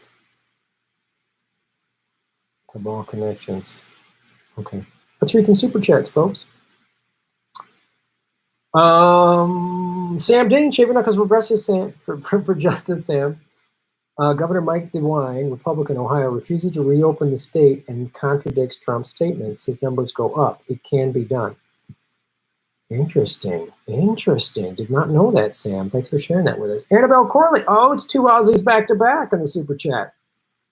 We're super chatting. We're doing a super chatter. Down under. Horrible Australian accent. My accents are horrible. I own it. Pandemic plus no health care plus no financial safety net is catastrophic. What else do you need to act? I know. It's so funny. I love that you Aussies and people from other countries are watching what's going on in America going, when are you guys going to wake up in America? They're screwing you left and right. You have everything taken away from you. But we're sold, again, this is part of the CIA's thing. We're told from the time we're this big that America's awesome. We're the best. We're the best at everything. Sure, it's not perfect, but it's so much better here than everywhere else. We're lied to. We're kept on an island and we're lied to. We watch big Hollywood movies that show how great America is. Name a movie in the last 20 years that showed how awful the CIA is. They don't exist. Everything's great, Born Identity, whatever. And some of them are fun, entertaining movies, but listen to the deeper message in those movies. America's great, the jihadists are bad. All that shit. Jack Ryan on Amazon, it's a pro-CIA movie. It's a CIA propaganda.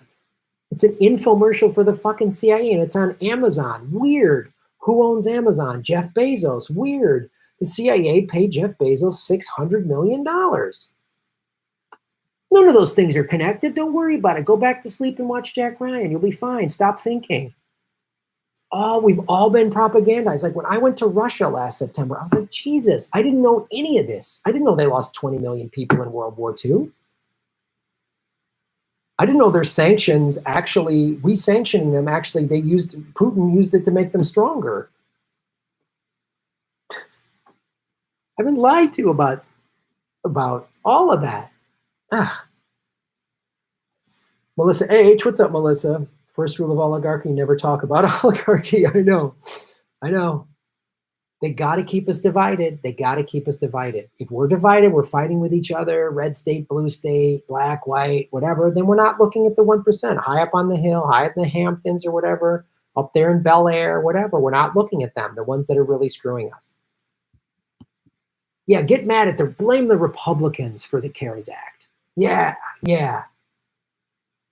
Blame Nancy Pelosi exclusively if you're a Republican, blame the Democrats they both fucked you. You're Republican, your party screwed you, and so did the Democrats. You're a Democrat, your party screwed you, and so did the Republicans. Wake up, man. Wake up. Pat the Batman fan, what's up, Pat? Black protest music in the 80s equals F the police, white protest music in the 80s. I can't drive 55. Yeah, I know. What are the big songs? The most popular songs are always pop songs, dance songs. And yeah, there's nothing wrong with a good pop song, good pop music. Nothing wrong with a popcorn movie. But come on, no real social commentary, no real social protest, nothing that is going to unify the 99%. No way. Never. No way. No way.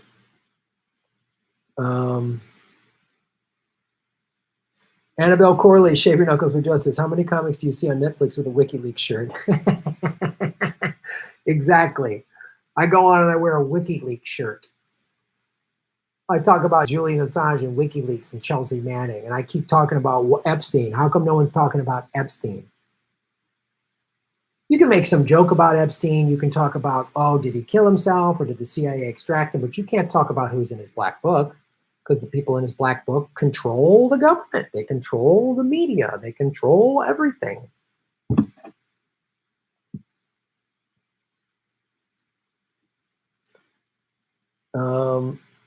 Kelsey McKenzie, stay true, Graham. That's why I wear WikiLeaks shirt.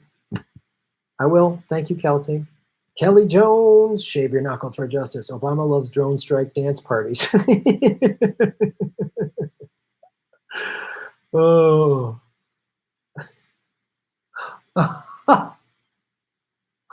Yeah. But his tweets are nice.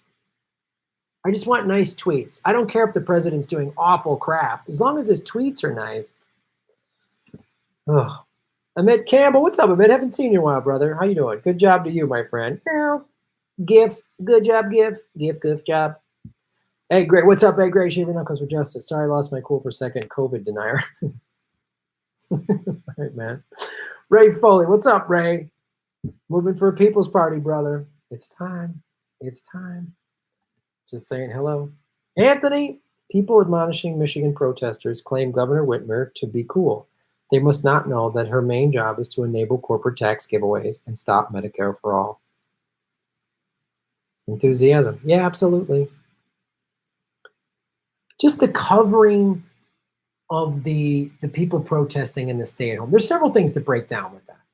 First of all, it's very obvious. A bunch of white guys show up with masks and automatic weapons, and the cops are like, oh, it's okay. If black men showed up dressed the exact same way, there would be crazy reaction. So that's something to absolutely point out, is the hypocrisy and how white guys with guns can literally just walk on the floor of the Capitol building or the state Capitol. It's such bullshit. Black guy, just sells illegal cigarettes, they kill him. It's such bullshit. So there's that. But also, too, that's what they talk about every day. They're not talking about all these rent strikes. They're not talking about all these strikes against Amazon and Target and McDonald's. They're not talking about all those. They'll kind of talk about it a little bit, but they won't really talk about it because all those companies buy ad time on the corporate media.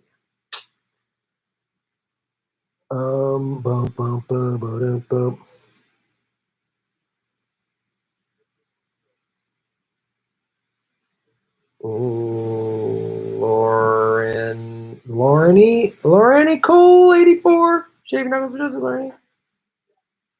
Only liberty can save the country. All right, folks, 208 likes. This was a fun one.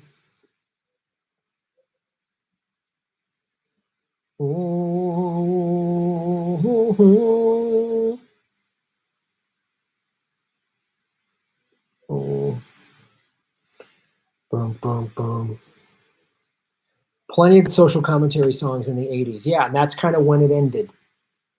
Thank you, Melissa, for supporting the show. That's kind of when it ended, because that's when the big corporations started buying up all the media and the studios and all this stuff. That's when the big corporations come. That's when look at the movies in the 70s. The movies and music in the 70s and even into the early 80s. You had movies like Deer Hunter, Apocalypse Now, these heavy anti-war movies.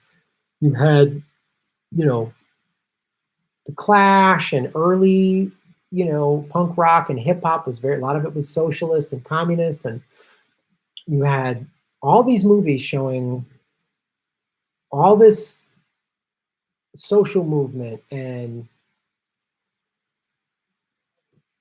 you know, Curtis Mayfield and all these people talking about different things and talking about civil rights and women's rights and anti-Vietnam War and all this stuff. And then the 80s is when the big corporations started to take over. And that's when the big blockbuster movie started.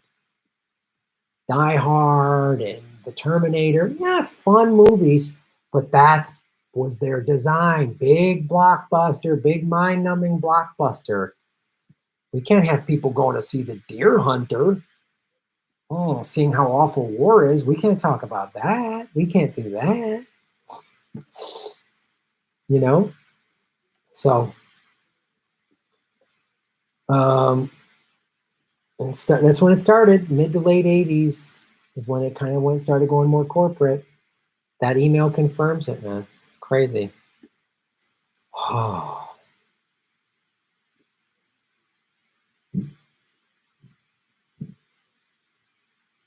Yeah, Annabelle was going to be flying to LA on Thursday. Yeah, what a bummer.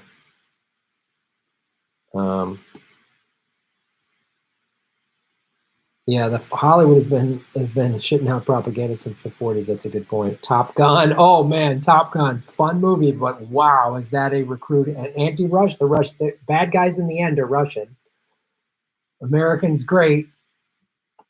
Navy pilots are all hot guys, you know, getting cool girls and taking out the Russians. Yep. Jesse Ventura 2020. You got that right.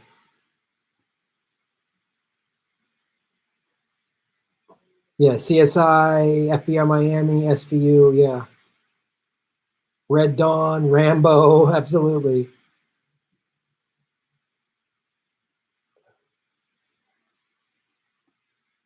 All right, let's find a song to sing. Kubrick's best movie was The Moon Landing. Haha. Yeah. We're listening Clockwork Orange and Trump and Obama supporters, I know. Red Dawn. Oh, God, Red Dawn. Remember that? All those Red Scare movies. And now it's all back. The last Rocky movie, he fought Drago's kid. Icarus wins the... Unreal, man. Who are the bad guys in Stranger Things? The third season of Stranger Things? Russians. I stopped watching because I was like, right?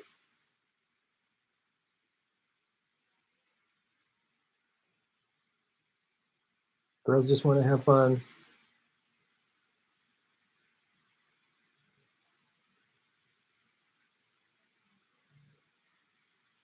Get Eric Weinstein on your show for an interview on Epstein. Okay. Rich person, you're doing. Living on a Prayer. 80s power ballad. Okay.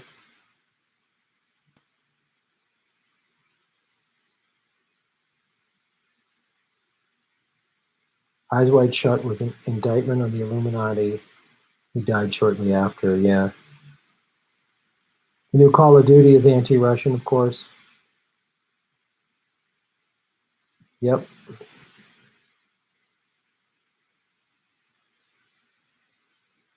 Hey, Brian, did you see Disney hired Harvey Weinstein's ex-assistant to start an all-female Star Wars series? Oh, boy. No, I did not. The Hunt for Red October? Yep. Ah, Graham drives an El Woody. Haha.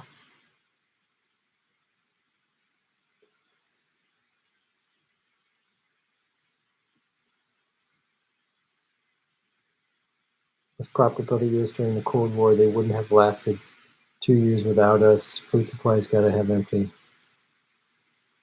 Quit your Netflix, Amazon Prime, etc. Yeah, I don't have Amazon Prime. I don't have Netflix. I got an Apple TV, and I watch Pluto, which is like free.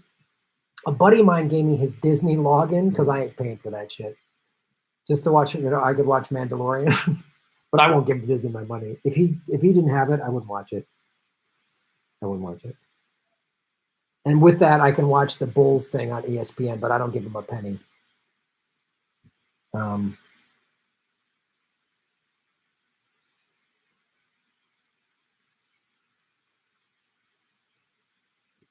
What about George Webb? Yeah, Gary Webb. He was talking about Fort Detrick and the mainstream media spent the day last week shitting on his YouTube channel. Oh, wow. George Webb, okay.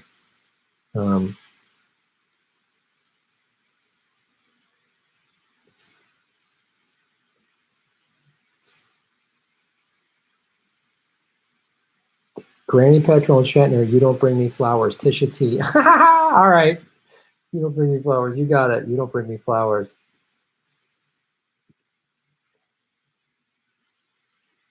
You don't bring me flowers anymore.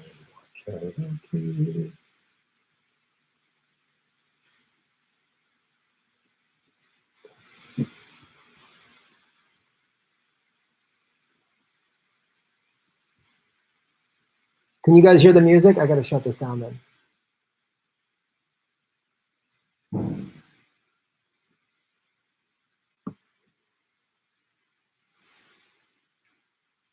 Oh, Greta, you don't bring me flowers.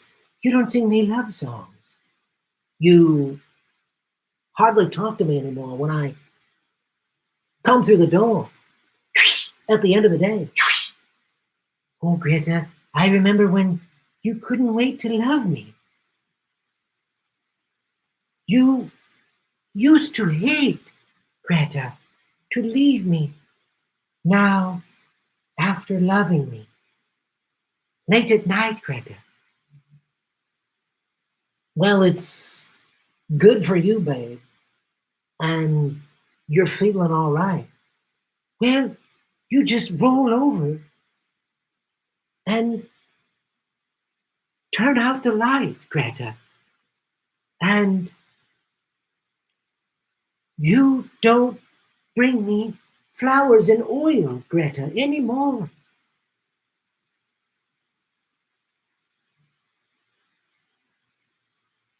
It used to be so natural to talk about forever. But used to be's don't count anymore. They just lay on the floor like Tommy and nail. Baby, I remember all the things, Greta, you taught me. I learned how to laugh and I learned how to cry. And I learned, Greta, how to love oil. And I learned how to lie about Big Green. You should think I could learn how to tell you goodbye. So you think I could learn how to tell you goodbye, Greta?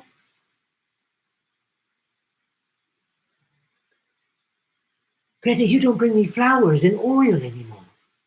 You're so angry, Greta. Give me oil flowers.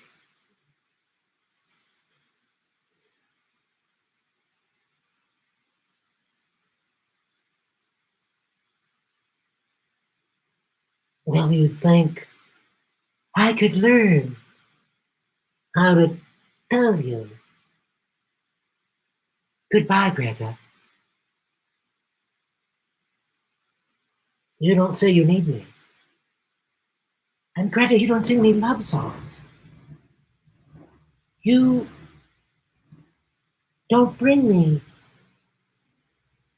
flowers. Sparky don't bring me flowers anymore.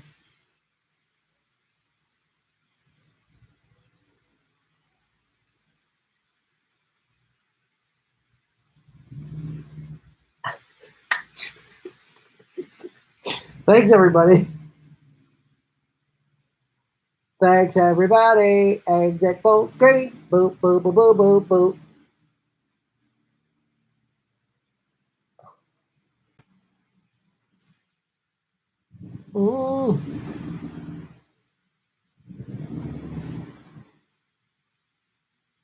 I'm glad you guys like that. Glad you like that. Ms. Hendricks, Shaving Knuckles for Justice. Does it make me a bad person that I love when Granny Petrol sings? Oh, Greta, people like my oil love songs. People are in love with coal and oil, Greta. Let them enjoy their love of oil, Greta. Don't let the angry, big green lies make you frown. Drink oil and smile, Greta. Thank you, Miss Hendricks. Thanks, everybody, for tuning in. Hit the like button. Go to grahabelwood.com. Buy some independent. You're supporting an independent artist when you buy my books or DVDs. You're supporting small business. You're supporting the post office, union post labor. And you're supporting my show in all these ways. I appreciate the super chats that supports my show. Just liking this supports my show. So making your subscribe and hitting the bell notification button. Patreon.com/GrahamElwood. Rockfin.com/GrahamElwood. I'll go again live tomorrow. I'll announce the time at Twitter at Graham Elwood. Thank you so much. Oil piano bar tunes. Amish Party Board Duran. Research the etymology of frank. America has lost its frankness. Professionalism replaced frankness. Professionalism kills. Graham is a combination of graham cracker and caramel. Thanks, everybody. Thanks for joining the show. I know Jimmy was live at the same time, but I had to talk about that Green Party shit. I'm going to go watch the sunset. Thank you so much. Green Knuckles for Justice. And you don't bring me flowers anymore. But Greta, you don't sing me love songs about how much you love oil.